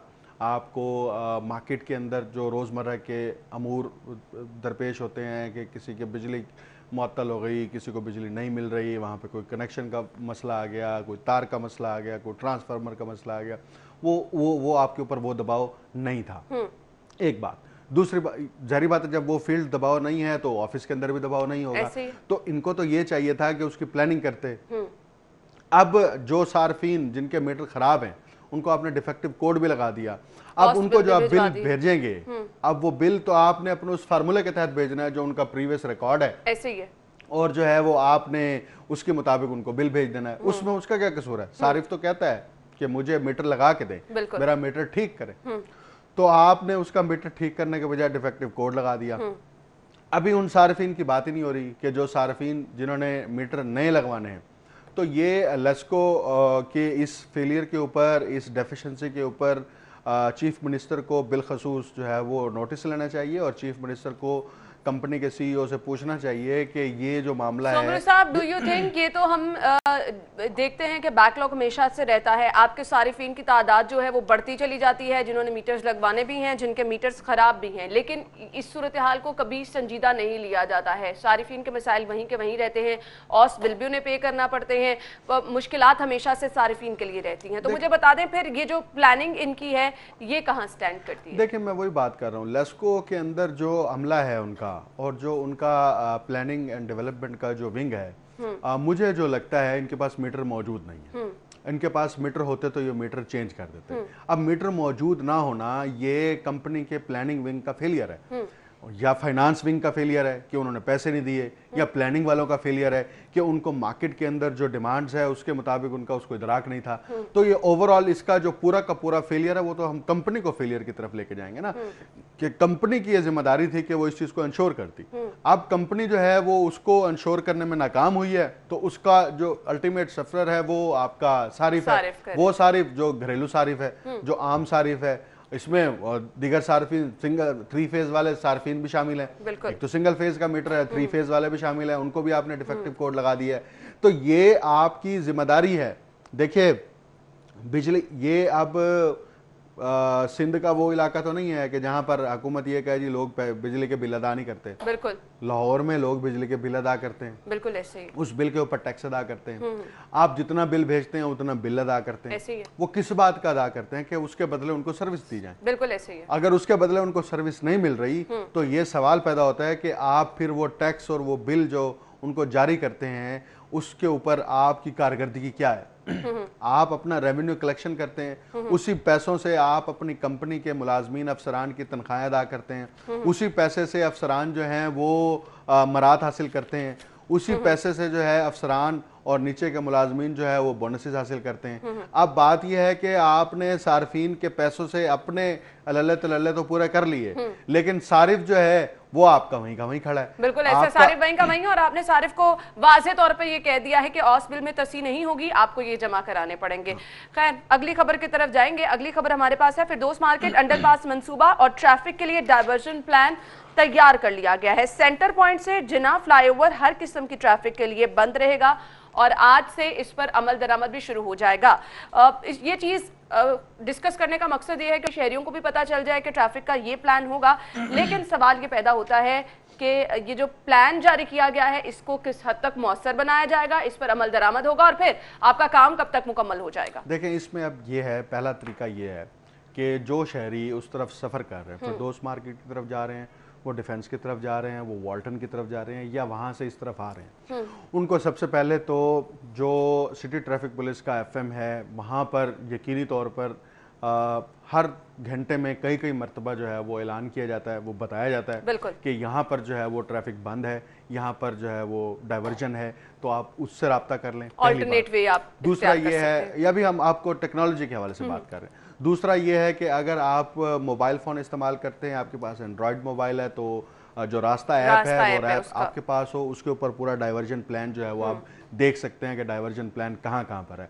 अब जना जो सेंटर पॉइंट से लेकर ये फिरदौस मार्केट तक की जो जगह है ये बंद है। अब जब ये बंद है तो इसका मुतबादिल क्या हो सकता है? इसका मुतबादिल आप MM आलम रोड से आप दूसरी तरफ जा सकते हैं, आप गुलबर्ग 5 के इलाके से जा सकते हैं, आप जो है वो दरमियानी रास्ते इख्तियार करेंगे जो कि सिटी ट्रैफिक पुलिस ने वहाँ पर डेडिकेट किए हैं। तो ये आप शहरियों को परेशानी तो होगी यकीनन जब तक ये प्रोजेक्ट कंप्लीट नहीं होता, लेकिन आसानी के लिए अब ये सिटी ट्रैफिक पुलिस की जिम्मेदारी है कि वहाँ पर मुतबादिल रूट्स के ऊपर ट्रैफिक को रवाना दवा रखे, क्योंकि अमूमी तौर पर जब भी इस तरह का प्रोजेक्ट होता है तो वहाँ पर ट्रैफिक सुबह के औकात में भी जैम रहती है, शाम के औकात में भी जैम रहती है। जहाँ जहाँ पर भी बड़े बड़े तरक्याती काम हुए, अंडरपासेस बने, फ्लाईओवर बने, वहाँ पर ये मसाइल सामने रहे हैं और ये मसाइल जो है वो उन लोगों को बर्दाश्त करने पड़ेंगे। अब वो लॉन्ग रूट अख्तियार करते हैं, वो शॉर्ट रूट अख्तियार करते हैं, ये शहरियों की अपनी सवाबदीद भी है, लेकिन सिटी ट्रैफिक पुलिस की ये जिम्मेदारी है कि वो फैसिलिटेट करे, डाइवर्जन प्लान जो है उसको जितना ज़्यादा हो सके उसको मुश्तहिर करे। आप एफएम के जरिए से मुश्तहिर करें, आप वो जितनी आवाम को तशहीर की जाएगी, जितना आवाम को बताया जाएगा, बैनर्स लगाएं, आप डिफेंस चौक के ऊपर बैनर्स लगाएं, आप एमएम अलम रोड की साइड पे बैनर लगाएं, आप सेंटर पॉइंट से पहले बैनर लगाएं, आप लिबर्टी साइड के ऊपर जो है वो बैनर लगाएं, वहां पे आप इंडिकेटर्स लगाएं, जितना शहरियों को बताया जाएगा उतना वो अल्टरनेट वे जो है। एक तो वो लोग हैं ना जो रोजमर्रा की बुनियाद पर उस तरफ आते हैं और जाते हैं, एक वो है कोई किसी काम के घर से किसी सुमरू साहब जितनी डिटेल में आपने बता दी, शहरियों ने सुन लिया होगा कि अब उन्हें कहाँ कहाँ जाना है और किस तरह से उन्होंने अपना ट्रैफिक प्लान जो है वो बनाना है। सिटी ट्रैफिक पुलिस बताए ना बताए। थैंक यू सो मच, बहुत बहुत शुक्रिया आपके वक्त के लिए। ब्रेक लेंगे, आप न्यूज हेडलाइंस जानिए, हम शो में दोबारा हाजिर होंगे, कहीं मत जाइएगा, हमारे साथ रहिएगा।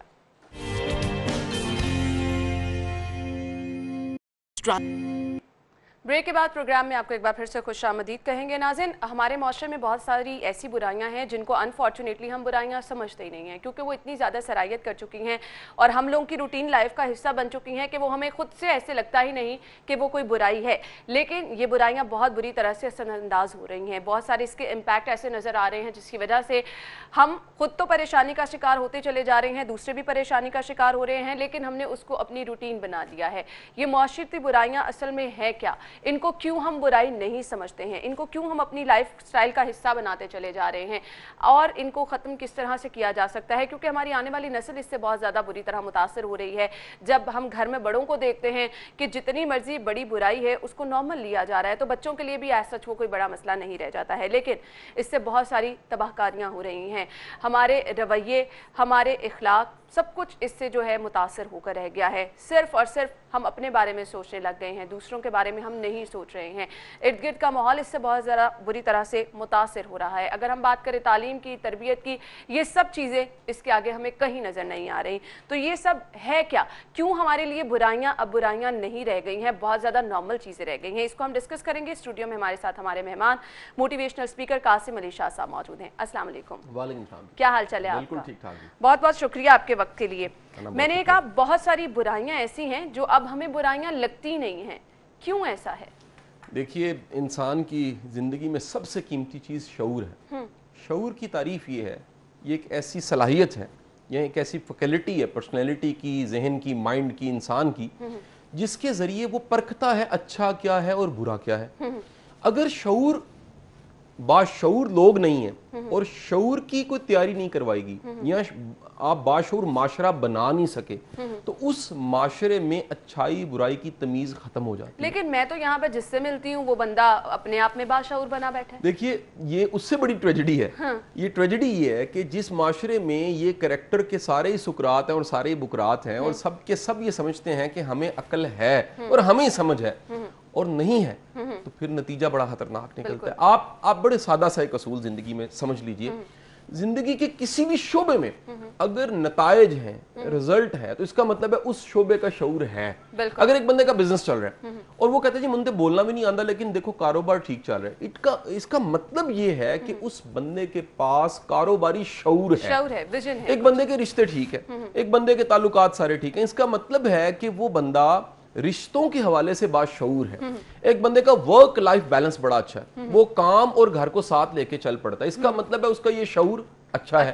अच्छा, एक बंदा फैसले बड़े ठीक करता है, इसका मतलब है फैसलों के हवाले से उसका शऊर बड़ा अच्छा है। एक बंदा मसालती बड़ा अच्छा है, वो लोगों के फैसले बड़े अच्छा करवाता है, इसका मतलब है कि उसका इस शोबे में शऊर कोई एक कलेक्टिव टर्म नहीं है। ये शोबा, ये पेशा, ये प्रोफेशन, ये लाइन, ये फील्ड, हर शोबे का एक शऊर, एक समझ पाई जाती है। बदकिस्मती ये है कि ये एक इखलाकी शऊर जो होता है, ये इखलाकियात का शऊर, वो माशरे का जवाल पजीर है। आप इसमें देख लीजिए कि आप कोई काम करके देखिए, अगर कोई वाकई सही रास्ते पे काम कर रहा है उसको इतनी तनकीद का सामना करना पड़ेगा, वो कहेगा भाई बैठ जाएं, कौम भी सोई रहे, हम भी सोई रहे, यानी वो जगाने वाली गलती ना कीजिएगा।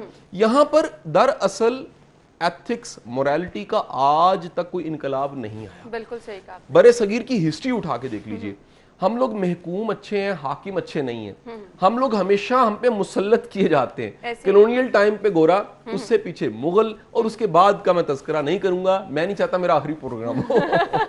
खैर, मैं आपसे ये जानना चाहूंगी, हम बात कर रहे हैं मुआशरती बुराइयों की, जिसमें मुझे सबसे पहले जो जड़ लगती है मुआशरती बुराइयों की, जिससे बाकी बुराइयां जन्म लेती हैं, वो है झूठ। आप इससे एग्री करेंगे, जब आप झूठ बोलना शुरू कर देते हैं तो खुद ब खुद बहुत सारी बुराइयां जन्म लेना शुरू कर देती हैं। अब ये झूठ हमें बुराई लगता ही नहीं है, हम समझते हैं कि मसलहत में शायद हमने झूठ बोला है, शायद दूसरों की केयर के लिए हम बोल रहे हैं, तो यहाँ पे झूठ चल सकता है, लेकिन उसके बाद की सिचुएशन हम नहीं जानते हैं। अच्छा देखिए, झूठ की सादा सी तारीफ जो मुझे बड़ी अच्छी लगी वो ये है कि झूठ एक ऐसी बात है जिसको फिर याद रखना पड़ता है जोर लगा। बिल्कुल आपने सही कहा। क्योंकि जब उसका तज़किरा होता है, जब उसकी बात होती है, तो फिर आपको याद करना पड़ता है मैंने क्या कहा था। सच को याद नहीं रखना पड़ता, वो ऑब्वियस होता है कि है। उस पर जोर नहीं लगाना पड़ता। अच्छा, झूठ का सबसे बड़ा नुकसान क्या है कि झूठ के साथ फिर आपको कई झूठ बोलने पड़ते हैं। यानी एक ऐसी बात जिस बात को प्रोटेक्ट करने के लिए, कायम रखने के लिए आपने, जैसे मैथमेटिक्स का क्वेश्चन होता है कि suppose x is equal to 3, वो सपोज से शुरू होता है। अगर वो सपोज आपका गलत है, यानी आपने झूठ से शुरू किया, तो उसके बाद का सारा क्वेश्चन आपका, यानी सारी लाइफ और वो शोभा आपका, वो सत्यानाश हो गया। अब होता यह कि झूठ के साथ सारी बुराइयां जन्म लेने लग पड़ती हैं। आप कहीं झूठ बोलते हैं, आपको कवर करने के लिए, आपको अपनी साइड सेव करने के लिए, आपको अपने सच और झूठ की मिली जुली चीजों को बचाने के लिए आपको कई तरह की ऐसी चीजें क्रिएट करनी पड़ती हैं, आपकी एनर्जी जाया रहने लग पड़ती है। मैं दीन को जो समझाऊं, दीन ये है, दीन नहीं चाहता कि इंसान की एनर्जी भी जाया जाए। बिल्कुल। देखें, गिला शिकवा शिकायत ये क्यों मना है? आपकी एनर्जी जाया जाती है। ऐसे ही। शुक्र क्यों कहा गया? आपकी एनर्जी बढ़ जाती है। ऐसे ही है। क्यों कहा गया आप सेल्फिश ना हो? सेल्फिश इंसान की एनर्जी ड्रेन हो जाती है। क्यों कहा गया सेल्फलेस हो जाओ? सेल्फलेस इंसान अंदर से फिल्ड होता है।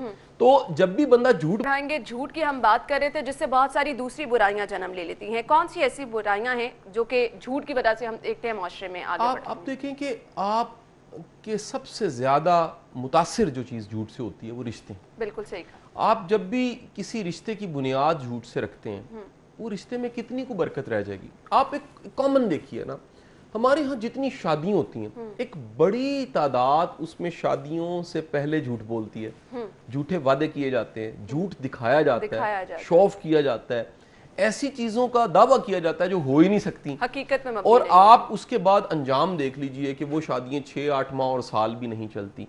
जब आप अपने जिंदगी के इंतहाई मुकद्दस और अहम रिश्तों की बुनियाद झूठ पे रखते हैं, तो उनसे कोई अच्छा अंजाम फिर नहीं लिया जा सकता। अब होता क्या है, इसके साथ साथ आप ये रिश्ते के अलावा भी जितने रिश्ते हैं जिनमें झूठ शामिल है, वो रिश्ते चलते कोई नहीं है, उनकी लाइफ लॉन्ग लाइफ नहीं होती। मैं आपको ये भी बता दूं कि जो धोखा है, अब ये सब चीज़ों की तारीफें बड़ी मज़ेदार पड़ी हुई हैं, ये सारी लिटरेचर में कहीं ना कहीं पड़ी हुई है, मैं उठा उठा के आपके सामने गोश गुजार कर रहा हूँ। धोखे की तारीफ ये है कि किसी को ऐसे सफ़र पे रवाना करना जिसका उसे अंजाम नहीं बताया। सही। यानी अंजाम की वाकफियत के बगैर किसी को रवाना कर देना, या गलत कुछ जो अंजाम दिखाया जा रहा है। और समटाइम हम ये चीज करते हैं और हमें नहीं इस चीज का इदराक कि हम धोखा दे रहे हैं, धोखा नहीं दे रहे होते हैं, कॉन्शियसली दे रहे होते हैं। आप देखें, इमिग्रेशन में FIA के पास ढेरों केसेस हैं। ऐसे कई इमिग्रेशन का बिजनेस करने वाले हैं जो ख्वाब दिखाते हैं, पैसे हटाते हैं, उसके बाद निकल जाते हैं। बड़ी दुनिया वो ऐसा इखलाक रखेगी, ऐसा मुंह बनाएगी, ऐसा रवैया रखेगी, ऐसा वर्तेगी, ऐसा खिलाए पिलाएगी, लेकिन अंदर से झूठी होगी पैसे हटाने के लिए। तो आप देखेंगे कि झूठ बोलने से रिश्ते खराब, आपकी बिजनेस टर्म्स खराब, सबसे खतरनाक चीज बता दूं, आपका इमेज खराब हो जाता है। बिल्कुल। अगर एक झूठा बंदा है, आप पे एतबार कभी कोई नहीं करता। अगर उसका एतबार खत्म हो गया, मैं बताऊं, झूठ आपके नसीब का सत्यानाश कर देता। ये बड़ा सख्त जुमला है। कैसे?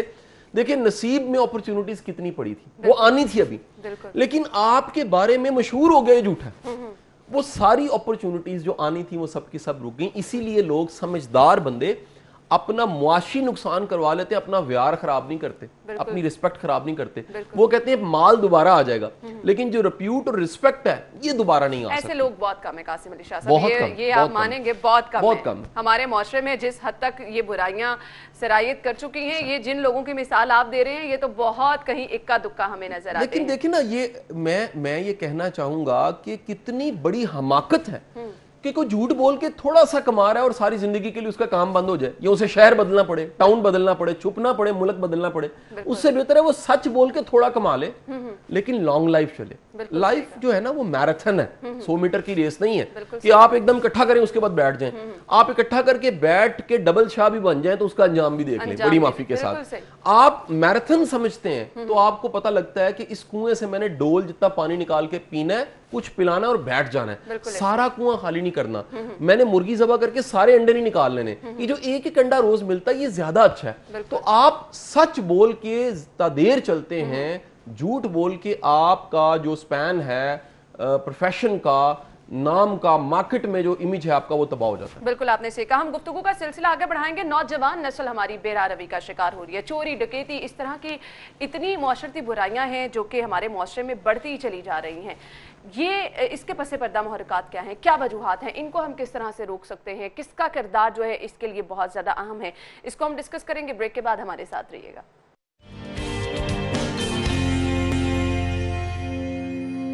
ब्रेक के बाद आपको प्रोग्राम में एक बार फिर से खुशामदीद कहेंगे। तो मुआशरती बुराइयों के हवाले से हम बात कर रहे हैं। अब इससे नौजवान नस्ल तबाह हो रही है। ये मुआशरती बुराइयां हमने स्टार्ट कहाँ से किया? झूठ से। अब ये झूठ से आगे बढ़ती हुई हमने देखा कि हमारी नौजवान नस्ल यहाँ तक पहुँच चुकी है कि चोरी डकैती, राहज़नी की वारदातें बहुत ज़्यादा हमें आम नज़र आ रही हैं और ये बुराइयाँ बढ़ती चली जा रही हैं। क्यों ऐसा हो रहा है, क्या कहेंगे कासिम अली शाह साहब? अच्छा देखिए, हम सबको कुछ जो सोशल साइंटिस्ट है ना उनसे कंसल्ट करके कुछ चीज़ें पूछ लेनी चाहिए। समाज जब भी इस तरह के उसमें ट्रेंड पाए जाते हैं जो यहाँ पर हैं, ये बहुत बड़ा सवालिया निशान है। ये समाज जवाल का शिकार हो रहा है। जिस समाज में खाना डाला जाए और सारा खाया ना जाए, ज़ाया जा रहा हो, जिस समाज में बेवजह बोलने वालों की तादाद, बड़बूले लोगों की बढ़ जाए, जिस समाज में शक बढ़ जाए, जिस समाज में रिश्ते लोग निभाना भूल जाएं, जिस समाज में बेमकसदियत बढ़ जाए, वो समाज जवाल का शिकार हो जाता है। ये सब यहाँ ये सब चीजें यहाँ पर हैं। आप ये देखिए कि इस मुल्क में इत्मीद नाम की चीज कोई नहीं रही। आप इत्मीद इतना फुकदान है। स्टेट पे हमारा इत्मीद नहीं है, इदारों पे हमारा इत्मीद नहीं है, अपने रिश्तों पे हमारा इत्मीद नहीं है, अपने बॉस पे हमारा इत्मीद नहीं है, भाई का भाई पे इत्मीद नहीं है, खामंद का बीवी पे, बीवी का खामंद पे, आपके अपने रिश्तों में इत्मीद और हर जगह इत्मीद का जनाजा निकल चुका है। अच्छा, जब भी इत्मीद खत्म होता है क्या होता है? अनसर्टेनिटी बढ़ती है, इनसिक्योरिटी बढ़ती है। और जितनी दुनिया की साइकोलॉजी है, करप्शन के ऊपर जो कुछ लिखा गया, एक बात लिखी गई है, जब भी समाज में इनसिक्योरिटी और अनसर्टेनिटी बढ़ जाती है, उस समाज में करप्शन बढ़ जाती है। क्यों? लोग कहते हैं पता नहीं कल क्या होगा। जब कल क्या होगा तो आज के मौके को वो आज की मुर्गी को ज़िबा करना चाहते हैं। वो कहते हैं अगर आज हमने खा लिया, आज उड़ा लिया, आज जोड़ लिया, आज बना लिया, अच्छा पता नहीं कल क्या होगा। आज से 30 से 40 साल पहले इस लेवल की इनसिक्योरिटी जब नहीं थी, आप एक निशानी देखिए, हमारे बड़े बूढ़े इतने प्लॉट नहीं बनाते थे, वो बैंक बैलेंस नहीं बनाते थे, वो प्लाजे खरीद के नहीं रखते थे। क्यों नहीं रखते थे? वो कहते थे अल्लाह मालिक है जी, वो कल पाले आगे भी पाल लेगा। आज का बंदा जिसकी इनकम अच्छी है, जिसकी एसेट्स भी हैं, वो मजीद बनाई जा रहा है, जमा मालूमात दादा, वो जमा करता जा रहा है, इकट्ठा करता जा रहा है। और उसकी वजह क्या है? वजह उसके पास इनसिक्योरिटी है। याद रखें, इनसिक्योरिटी और अनसर्टेनिटी करप्शन के बाद दूसरी चीज जो पैदा करती है वो हैप्पीनेस ना होना, खुशी नहीं होती। चीजें हैं, अशिया हैं, लेकिन लोग खुश नहीं है। सो ये दोनों चीजें आपको एक सैडनेस, उदासी, महरूमी का एहसास, गुर्बत का एहसास आपको आम मिलेगा। और इसके साथ साथ आपको कैरेक्टरलेस लोगों की एक बड़ी तादाद मिलेगी। यानी जमीन अगर इनसिक्योर है, अनसर्टेनिटी पे है, जो सारी फसल है वो करप्ट लोगों की आपके सामने आ जाती है। और बदकिस्मती देखिए कि 11-12 करोड़ हमारी यूथ है, हम उन्हें एथिक्स नहीं दे पाए, हम उनमें मॉरल्स पैदा नहीं कर पाए, हम उनको डायरेक्शन नहीं दे पाए। ये सिमत के बगैर यूथ, मेरा मानना है कि ये मुल्क की बदकिस्मती है। इस मुल्क के मजाइल गाइडेड हैं, इस मुल्क की यूथ गाइडेड नहीं है। बिल्कुल आपने सही कहा। अच्छा, हम बुराइयों की जिन बात कर रहे हैं, अब अगर हम आम माशरती रवैये देखें तो पेरेंट्स को पता है, टीचर्स को पता है, घर के बड़े बूढ़ों को पता है कि ये बुराइयां हैं और अपने बच्चों को उनमें मुब्तला भी देख रहे हैं, लेकिन उनको रोक नहीं रहे हैं। और अगर रोक भी रहे हैं तो सिर्फ एक आधी दफा कह दिया और उसके बाद कोई पूछने वाला नहीं है। क्यों ये रवैये हमारे बड़े बूढ़ों के होते चले जा रहे हैं? मेरा ख्याल है कि अगर कोई बड़ा बूढ़ा भी उसी बुराई का शिकार हो तो उसको फिर दूसरे की बुराई जरा कम दिखती है, वो पर्दा डालने लग पड़ता है। तरबियत का मतलब खुद अच्छा बन के बच्चों को अच्छा बनाना है, ना कि अच्छी नसीहत करके किसी को अच्छा बनाना है। सो ये ट्रेंड जो एक पेरेंटिंग का है, मॉडर्न स्कूलों का ट्रेंड तो चला, बड़े बड़े महंगे इदारों में पढ़ाने का ट्रेंड तो चला, लेकिन तरबियत खुद करनी है, ये ट्रेंड खत्म हो गया। सो जब ये ट्रेंड खत्म हुआ तो ट्रेजेडी ये है कि इतने वसाइल के बावजूद और तमाम तरह की आसानियों के बावजूद बड़े बड़े अच्छे घरों के बच्चे मॉरली, उनमें आप कई घरों में देखेंगे उन बच्चों में कोई खूबियां नहीं है, मॉरली वो डिक्लाइन का शिकार है। बिल्कुल। अच्छा, अब एक चीज़ और जो मैं डिस्कस करना चाहूँगी, जब हम माशरती बुराइयों की बात कर रहे हैं तो नशा एक ऐसी चीज़ है जिसको हमने स्टाइल स्टेटमेंट से शुरू किया और फिर हमने उसकी तबाहियाँ भी देखी। मुआशरे में वो किस हद तक सरायत कर गया हमने ये भी देखा। हमारे स्कूल, कॉलेजेस, यूनिवर्सिटीज़ हर जगह मुतासर होना शुरू हो गई। ये क्यों चीज़ इतनी जो है आम हमें नजर आना शुरू हुई? देखिए, नशा भी अलामत है कि आप रियलिटी से एस्केप चाहते हैं। ये एक एस्केपिस्ट का, एक भागने वाले का, एक राह फरार ढूंढने वाले की अप्रोच है। जो एक संजीदा इंसान है या वेल ग्रूम्ड है, या जिसके अंदर एक डेप्थ है, वो लाइफ की पिच पे खड़ा होकर हर गेंद को खेलेगा। उसे पता है सारी गेंदें नहीं खेली जा सकती, उसको पता है कुछ गेंदें बाउंसर की शक्ल में लग भी जाती हैं, उसको पता है कुछ गेंदें टिप होती हैं, उसे पता है लेकिन कुछ गेंदों पे छिक्का भी मारा जा सकता है। जो एक्सपेक्ट करता है कि सारी गेंदें बड़ी अच्छी आएंगी और सारे छिक्के होंगे, ऐसा नहीं हो सकेगा। तो ये फिर अगेन हमारे निजाम की एक बदसूरती है। हमारे घरों में वालिदैन चाहते हैं सारे बच्चे टॉप कर जाएं। स्कूलों ने काम शुरू किया, उन्होंने हर बच्चे के मुंह पे स्टार और चांद बनाना शुरू कर दिया, हर एक कोई मेडल देना शुरू कर दिया। ये देखिए मिजाज बना कहीं ना कहीं। हम रियलिटी से फरार की तरफ चले गए, हकीकत का सामना करने की बजाय भाई मेरा बच्चा अगर नालायक है मुझे कबूल करना चाहिए, वो नालायक से थोड़ा सा बेहतर हो जाए, ये मेरी अचीवमेंट है, मैं उसको टॉप क्यों करवाऊं, मैं क्यों तमन्ना करूं। ये मिजाज आपको हर जगह मिलेगा। कोई भी अपनी कैपेबिलिटी नहीं देखेगा, लेकिन वो एस्पिरेशन बना लेगा, ख्वाहिश बना लेगा कि जी मैंने तारे तोड़ने हैं। भाई अपनी सलाहियत देख लो। तुम्हें अगर रेंगना नहीं आता, तुम उड़ने की तमन्ना फिर ना करो। तुम्हें चलना नहीं आता, तुम भागने की तमन्ना ना करो। पहला टारगेट पहले चलना सीख लो। सो ये रियलिटीज में ना जीना, ये कहीं ना कहीं फिर राह फरार बनता है, फ्रस्ट्रेशन बनती है, फ्रस्ट्रेशन से एक डिप्रेशन जन्म लेता है, फिर उसे खत्म करने के लिए यंगस्टर्स नशे की तरफ चले जाते हैं। सही। और फिर उससे हम देखते हैं कि माशरे में जो तबाहियाँ होती हैं वो हमारे सामने हैं। बहुत सारे लोग, वालिदैन जो हैं, अपने बच्चों की ज़िंदगियों से भी जो है वो हाथ धो बैठते हैं। अच्छा, मैं आपसे ये जानना चाहूँगी, हम बहुत दफ़ा ये चीज़ देखते हैं कि ये आपकी गैदरिंग्स जो होती हैं वो इस चीज़ पे बहुत ज़्यादा मैटर करती हैं। आपका बच्चा, आपके घर की तरबियत बिल्कुल ठीक है, लेकिन आपका बच्चा उठ बैठ कहाँ रहा है, कहाँ पर वो ज़्यादा टाइम स्पेंड कर रहा है, इर्द गिर्द वाले लोग जो हैं वो उनकी आदतें अपने अंदर डेवलप कर रहा है। हालांकि आप देखते हैं कि घर के माहौल बहुत अच्छे हैं, लेकिन बीच में एक बच्चा आपका ऐसा होता है जिसकी वजह से माँ बाप बहुत ज़्यादा परेशान होकर रह जाते हैं। तो इस चीज़ का भी तो ख्याल पेरेंट्स के रखना जिम्मेदारी है ना। अच्छा देखिए, कोई भी चीज़ अगर हम उसके नतीजे को डिस्कस करें और उसके पीछे जो वजह है, काज, उसको डिस्कस किए बगैर नतीजे को देखना बेमानी है। उसका कोई नतीजा नहीं निकलेगा, कोई रिजल्ट नहीं हम दे सकेंगे। मेरा मानना यह है कि वो बच्चा जो फिर फरार की शक्ल में बुरी कंपनी में चला गया, दरअसल उसके घर के माहौल में कुछ ऐसा जरूर था जिससे खराबी हुई। वालिदैन ये समझते हैं हमने खिला दिया, पिला दिया, दुनिया जहान की हर आसानी दे दी, बस खत्म हो गया काम। उन्हें अंदाजा ही नहीं होता कि उनकी लड़ाइयाँ, उनके झगड़े, उनके कॉन्फ्लिक्ट्स, उनका पेन देना, उनका टॉर्चर देना बच्चों को, वो कहीं ना कहीं उनको राह फरार की तरफ लेके जा रहा होता है। वो नशे में सुकून ढूंढते हैं, वो बुरी कंपनी में सुकून ढूंढते हैं, वो बदतर लोगों में सुकून ढूंढते हैं, वो कोई किसी बुरी मजलिस में बैठ के सुकून ढूंढते हैं। और मैं आप सुनने वालों को सबको ये भी बता दूं, रूमी का एक बड़ा शानदार फलसफा है। रूमी कहता है तुम कोई नेकी कर सको ना कर सको, नेक लोगों की मजलिस इख्तियार कर लो, ये काफी है। क्यों? कुछ ना कर सको, उनका रंग तुम पे चढ़ जाएगा, तुम्हें नेकी की ताकत मिल जाएगी, तुम्हें इनिशिएटिव मिल जाएगा, तुम्हारी कम से कम तमन्ना, डिजायर। और ये हमने देखा भी है कि जिन लोगों की कंपनी में आप बैठना शुरू होते हैं, आप ना चाहते हुए भी आपके अंदर वो आदतें जो हैं वो डेवलप होना शुरू हो जाती हैं। खैर, वक्त हमारे पास कम है।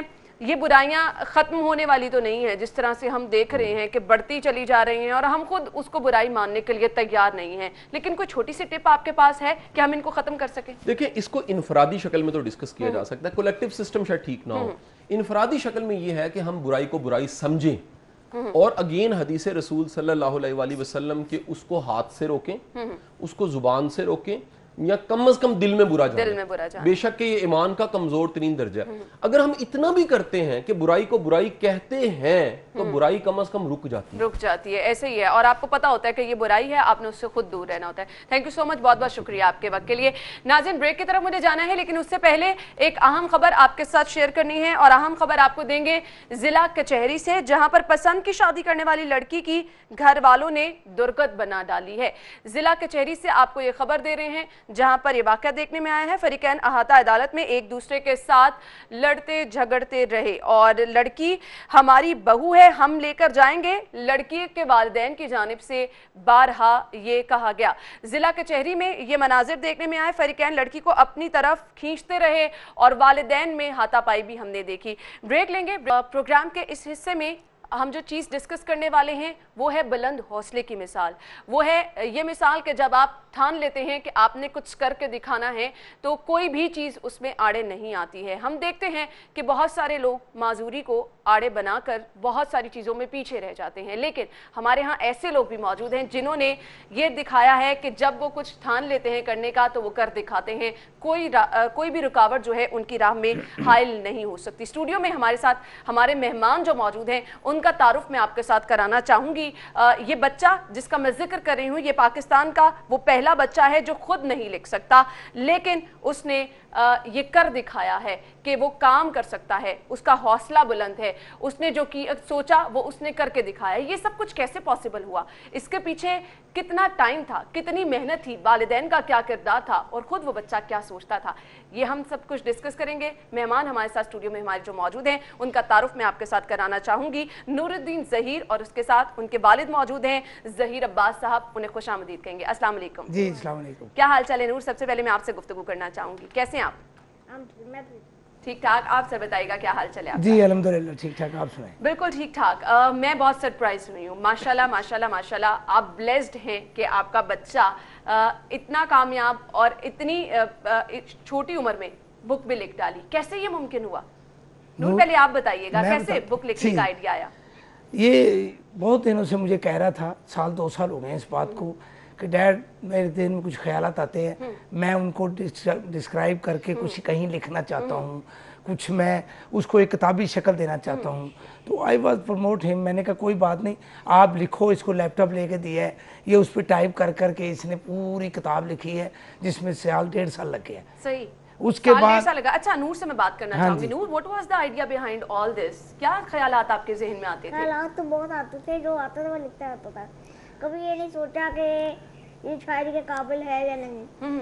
अपने ख्याल आपको कभी कम नहीं करना चाहिए। मैं लिखता रहा और बहुत हौसला अल्हम्दुलिल्लाह हमारे कमेंटेटर्स और स्पेशली मेरे फादर ने दिया है, और उसकी वजह से यह किताब को भी छोड़।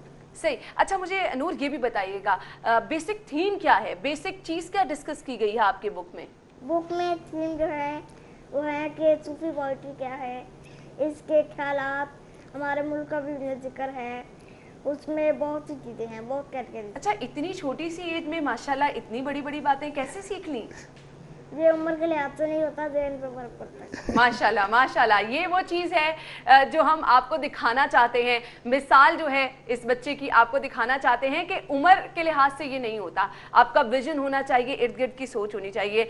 ज़हीर साहब, मुझे बताइएगा कितना सपोर्ट आपने किया जब नूर ने आपको बताया कि वो ये सब चीज़ें करना चाह रहे हैं? मैं इसकी हमेशा हौसला अफजाई ऐसे करता हूँ कि ये जो बात कहता है बड़े गौर से सुन के उसको अच्छी तरह जवाब देना ही इन बच्चों की हौसला अफजाई है। आप इन्हें इग्नोर करेंगे, दे कांट डू एनीथिंग, कुछ नहीं कर सकते। ये इनको प्रमोट करने का एक ही तरीका है कि ये अगर रात के 12 बजे भी इसने कहा है ना कि मुझे ये चीज़ चाहिए या मैं ये करना चाहता हूँ, तो आई जस्ट अप्रिशिएट हिम कि बेटा आप करो, कोई बात नहीं, मैं आपके साथ हूँ। जहाँ जहाँ इसने जाना होता है, हम लोग फिरोजसंद जाते रहे हैं, मैं इसको ऐसे कैरी करके ले जाता हूँ। वहाँ उनसे मीटिंग हुई है जिन लोगों ने ये किताब छापी है। ये फिरोजसंद वालों का बहुत हाथ है इसमें, बहुत बड़ा उनका बड़ा पार्टिसिपेट है।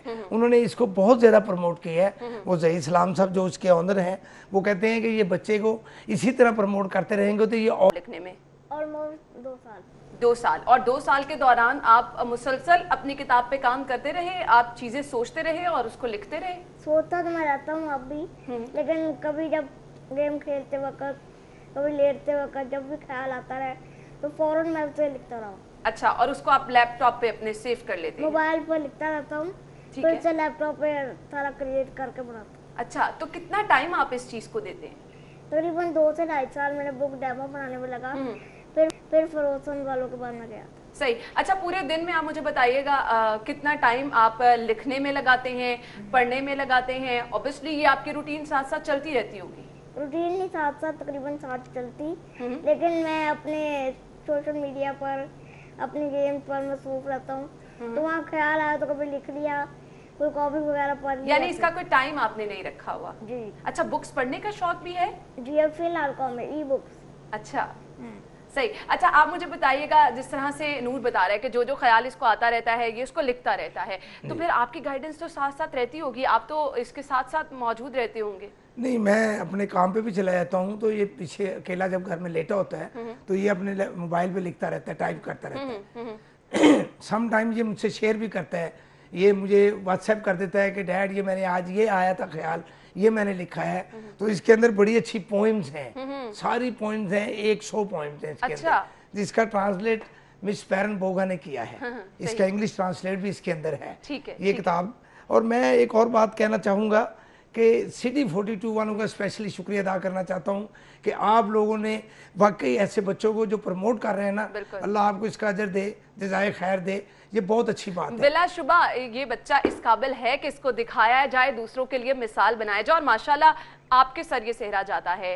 आपने जिस तरह से बता रहे हैं कि सब चीज़ों को आप लेके चल रहे हैं, बिलाशुबा पेरेंट्स जो हैं इसके मुस्तहिक होते हैं। मुझे ये बताइएगा कि आपको कभी आइडिया था कि आपका बच्चा, क्योंकि हम जब देखते हैं मुआशरे में इस तरह से बच्चे किरदार नहीं अदा कर पाते, और आपकी सोच भी नहीं होती कि आपका बच्चा इस लेवल तक चला जाएगा, कभी सोचा था आपने? नहीं, मैंने सोचा तो नहीं था, लेकिन ये जब मुझसे शेयर करता था ना सारी बातें कि मैं ये लिख रहा हूँ, मैं अब ये आज ये लिखा है, तो मैं इसे कहता था कीप इट अप, आप लिखते रहो लेकिन इसको सेव करते जाओ। जब ये पूरी नज़में सेव हो जाएंगी ना, then we will take somewhere, इसको लेके जाएंगे किसी अदारे में, उनसे बात करेंगे कि ये जरा देखें इस बच्चे ने किताब लिखी है। तो बस यही हुआ कि आखिर में जाके इसने वो किताब जब कंप्लीट की, देन वी टुक दैट किताब टू फिरोसन। सही सही। नूर, मुझे ये बताइएगा कि ये बुक लिखने का आइडिया माइंड में था कि हर रोज जो सोचता चला जा रहा हूँ उसको सेव कर रहा हूँ, तो बाद में उसको एक बुक की शक्ल मैंने देनी है?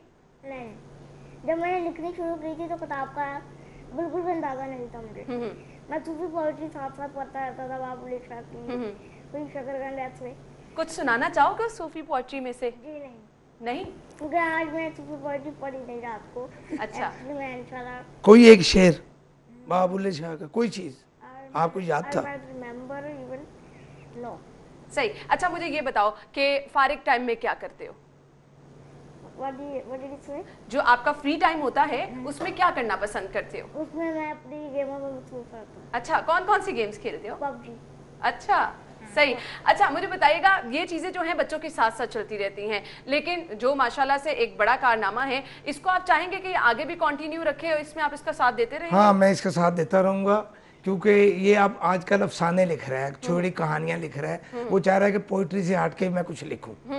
अच्छा, मुझे बताएं, जैसा कि आपने बताया कि अफसाने भी लिख रहा है, पोइट्री भी, पोइम्स भी, माशाल्लाह बहुत सारी चीज़ें इसमें शामिल हैं। हाँ जी। तो हम अक्सर देखते हैं जब आप लिखते हैं तो आप एक ही पेज पे लिखना शुरू हो जाते हैं, लेकिन नूर माशाल्लाह डिफरेंट चीज़ें लिख हाँ रहा है, तो कैसा लगता है ये चीज़? ये बड़ा अच्छा लगता है, बड़ा ही अच्छा लगता सही। है। जब ये मैं घर आता हूँ, ये बताता है कि आज मैंने ये लिखा है, तो मैं बड़ा उसकी पे टेंशन करके उसको पूरा पढ़ते हैं। हाँ, बिल्कुल सही। अच्छा, घर के बाकी लोग भी क्या उतनी केयर करते हैं? हाँ उतना ही जी, सारा इसकी- चीज़ों का ख्याल रखते हैं? घर वाले भी सारे इसे बड़ा प्यार करते हैं, इसको बड़ा सपोर्ट करते हैं। सही। इसकी सिस्टर, इसका भाई शान, इसकी बहन है मुस्कान, और इसकी वालदा बहुत टेक केयर करती है इसकी। जरा जरा सी सही। बात। नूर, मैं आपसे जानना चाहूंगी, what is your future plan? क्या करना चाह रहे हैं मेरा आगे? फ्यूचर प्लान ये है कि मैं आगे से नॉवल करूँ, आगे स्टोरियाँ हैं, तो ऐसे बस। सही। आपकी एज के जो बच्चे हैं जो कि बिल्कुल नहीं लिखना जानते हैं, जिनके पास कोई आइडिया हो भी तो उन्हें नहीं पता कि किस तरह से लिखना है, उनको क्या मैसेज देना चाहेंगे? उन्हें मैं सिर्फ इतना कहूँगा कि कभी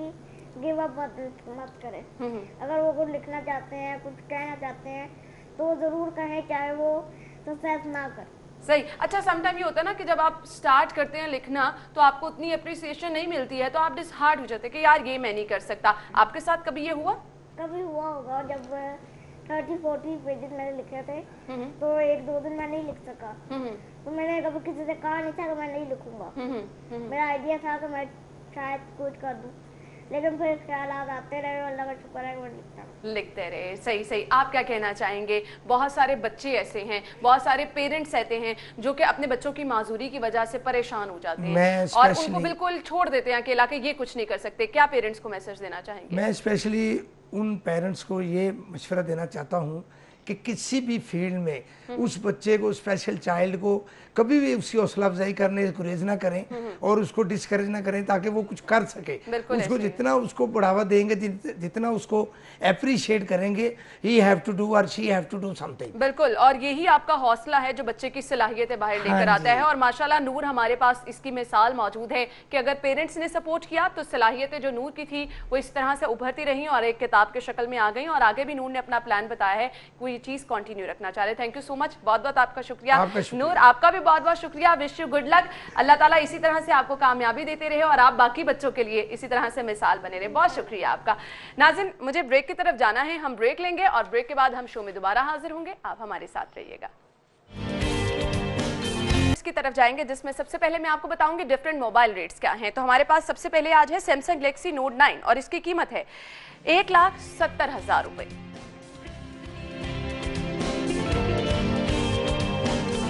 next mobile Huawei P30 Pro और इसकी कीमत है 1,57,600 रुपए।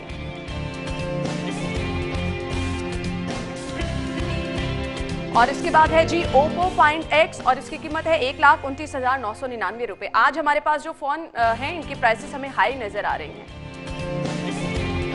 नेक्स्ट मोबाइल है जी Honor 20 Pro और इसकी कीमत है 99,999 रुपए। जी तो नाज़रीन, मोबाइल रेट्स आपने जान लिया, आगे बढ़ेंगे, अगला सेगमेंट शामिल कर लेते हैं जो कि है आज के भाव। हसन अली ने हमें ज्वाइन किया है। हसन से जान लेते हैं मार्केट में आज सब्जियां किस कीमत पर मिल रही हैं। जी हसन।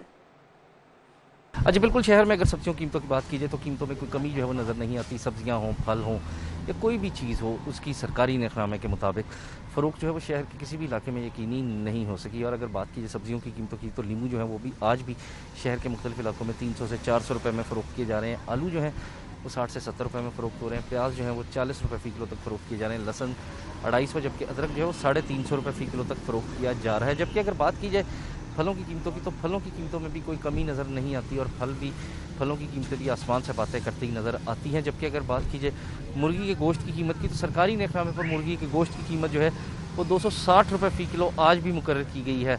लेकिन इस कीमत पे शहर के किसी भी इलाके में मुर्गी फ़रोख्त नहीं की जा रही और मुर्गी का गोश्त 350 रुपये फ़ी किलो तक फ़रोख्त किया जा रहा है। जबकि फार्मी अंडों की कीमत में आज मज़ीद 4 रुपये का इजाफा जो है वो कर दिया गया। और गुज़िश्ता 4 रोज़ की अगर बात की जाए तो गुज़िश्ता 4 रोज़ में मुर्गी गोश्त फार्मी अंडों की कीमत में 10 रुपये फ़ी दर्जन का इजाफा जो है वो किया गया। शहरियों का यही कहना है कि हुकूमत को चाहिए कि वो अपने जारी करदा सरकारी नरखनामे के मुताबिक शहर भर में सब्जियां हों, फल हो या मुर्गी का गोश्त, तो इसकी फ़रोख्त को यकीनी बनाएं ताकि आम शहरियों को, आम सार्फिन को महंगाई के इस दौर में रिलीफ मिल सके। ठीक है, thank you so much Hasan. Market में क्या रेट चल रहे हैं आपने हमें बताया। ज़ेनत शॉप पे अगर आप जाएंगे तो मीट रेट क्या होंगे ये मैं आपको बता देती हूँ जी। सबसे पहले बीफ पर केजी आप यहाँ से खरीद सकते हैं 633 रुपये में और इसी तरह बीफ मिन्स यहाँ से आपको पर केजी मिलेगा 899 रुपये में।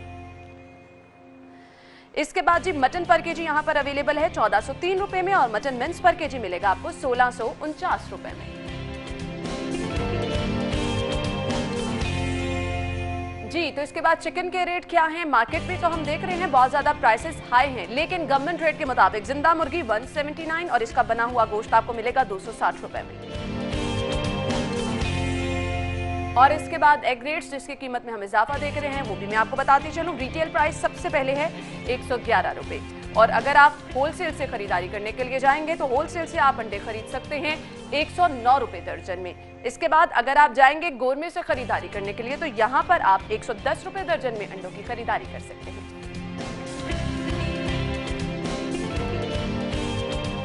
जी तो नाज़रीन आगे बढ़ेंगे, आपको बताएंगे सेल्स कहाँ कहाँ लगी हैं, प्रमोशन पर कौन सी चीजें अवेलेबल हैं बचत बाजार में।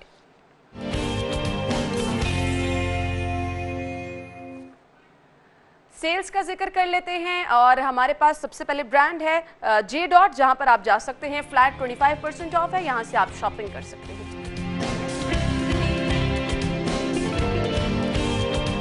और इसके बाद चैनवन पे फ्लैट 30% ऑफ है, यहाँ पर भी आप जा सकते हैं, शॉपिंग कर सकते हैं, डिस्काउंट से फायदा उठा सकते हैं। इसके साथ ऑनलाइन शॉपिंग के ऑप्शन भी मौजूद है।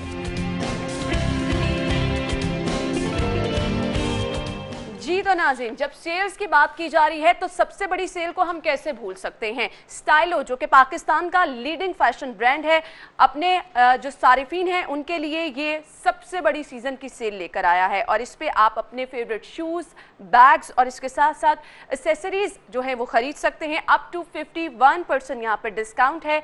बड़ी सेल है जिससे आप फ़ायदा उठा सकते हैं। लेकिन कुछ चीज़ें हैं जिनका आपको ख्याल रखना है। वो SOPs जो बनाए जा रहे हैं, जो हम देख रहे हैं मार्केटों में जाने के लिए, उसका आपको खास ख्याल रखना है। पहले मैं आपको टाइमिंग बताती चलूं, 9 AM to 5 AM टाइमिंग है। आप शॉप पे जा सकते हैं और आप खरीदारी कर सकते हैं। और जब SOP की हम बात कर रहे हैं तो SOPs वही हैं कि आपने सोशल डिस्टेंस रखना है, आपने मास्क पहन के शॉप पे जाना है, आपने सैनिटाइजर का इस्तेमाल करना है, आपने अपने साथ साथ दूसरों का भी ख्याल रखना है। आप अपने नियरेस्ट स्टोर पर जा सकते हैं, स्टाइलो के शॉपिंग कर सकते हैं, लेकिन इसके साथ साथ वेबसाइट है www.stylo.pk, यहाँ पर भी आप जा सकते हैं और अपनी फेवरेट शॉपिंग जो है ऑनलाइन कर सकते हैं। तो इस सेल से भरपूर फायदा उठाइए, अपनी पसंद की चीज़ों की खरीदारी करिए। मुझे इजाज़त दीजिए, अपना बहुत सारा ख्याल रखिएगा और मुझे दुआ में याद रखिएगा। अल्लाह हाफिज़।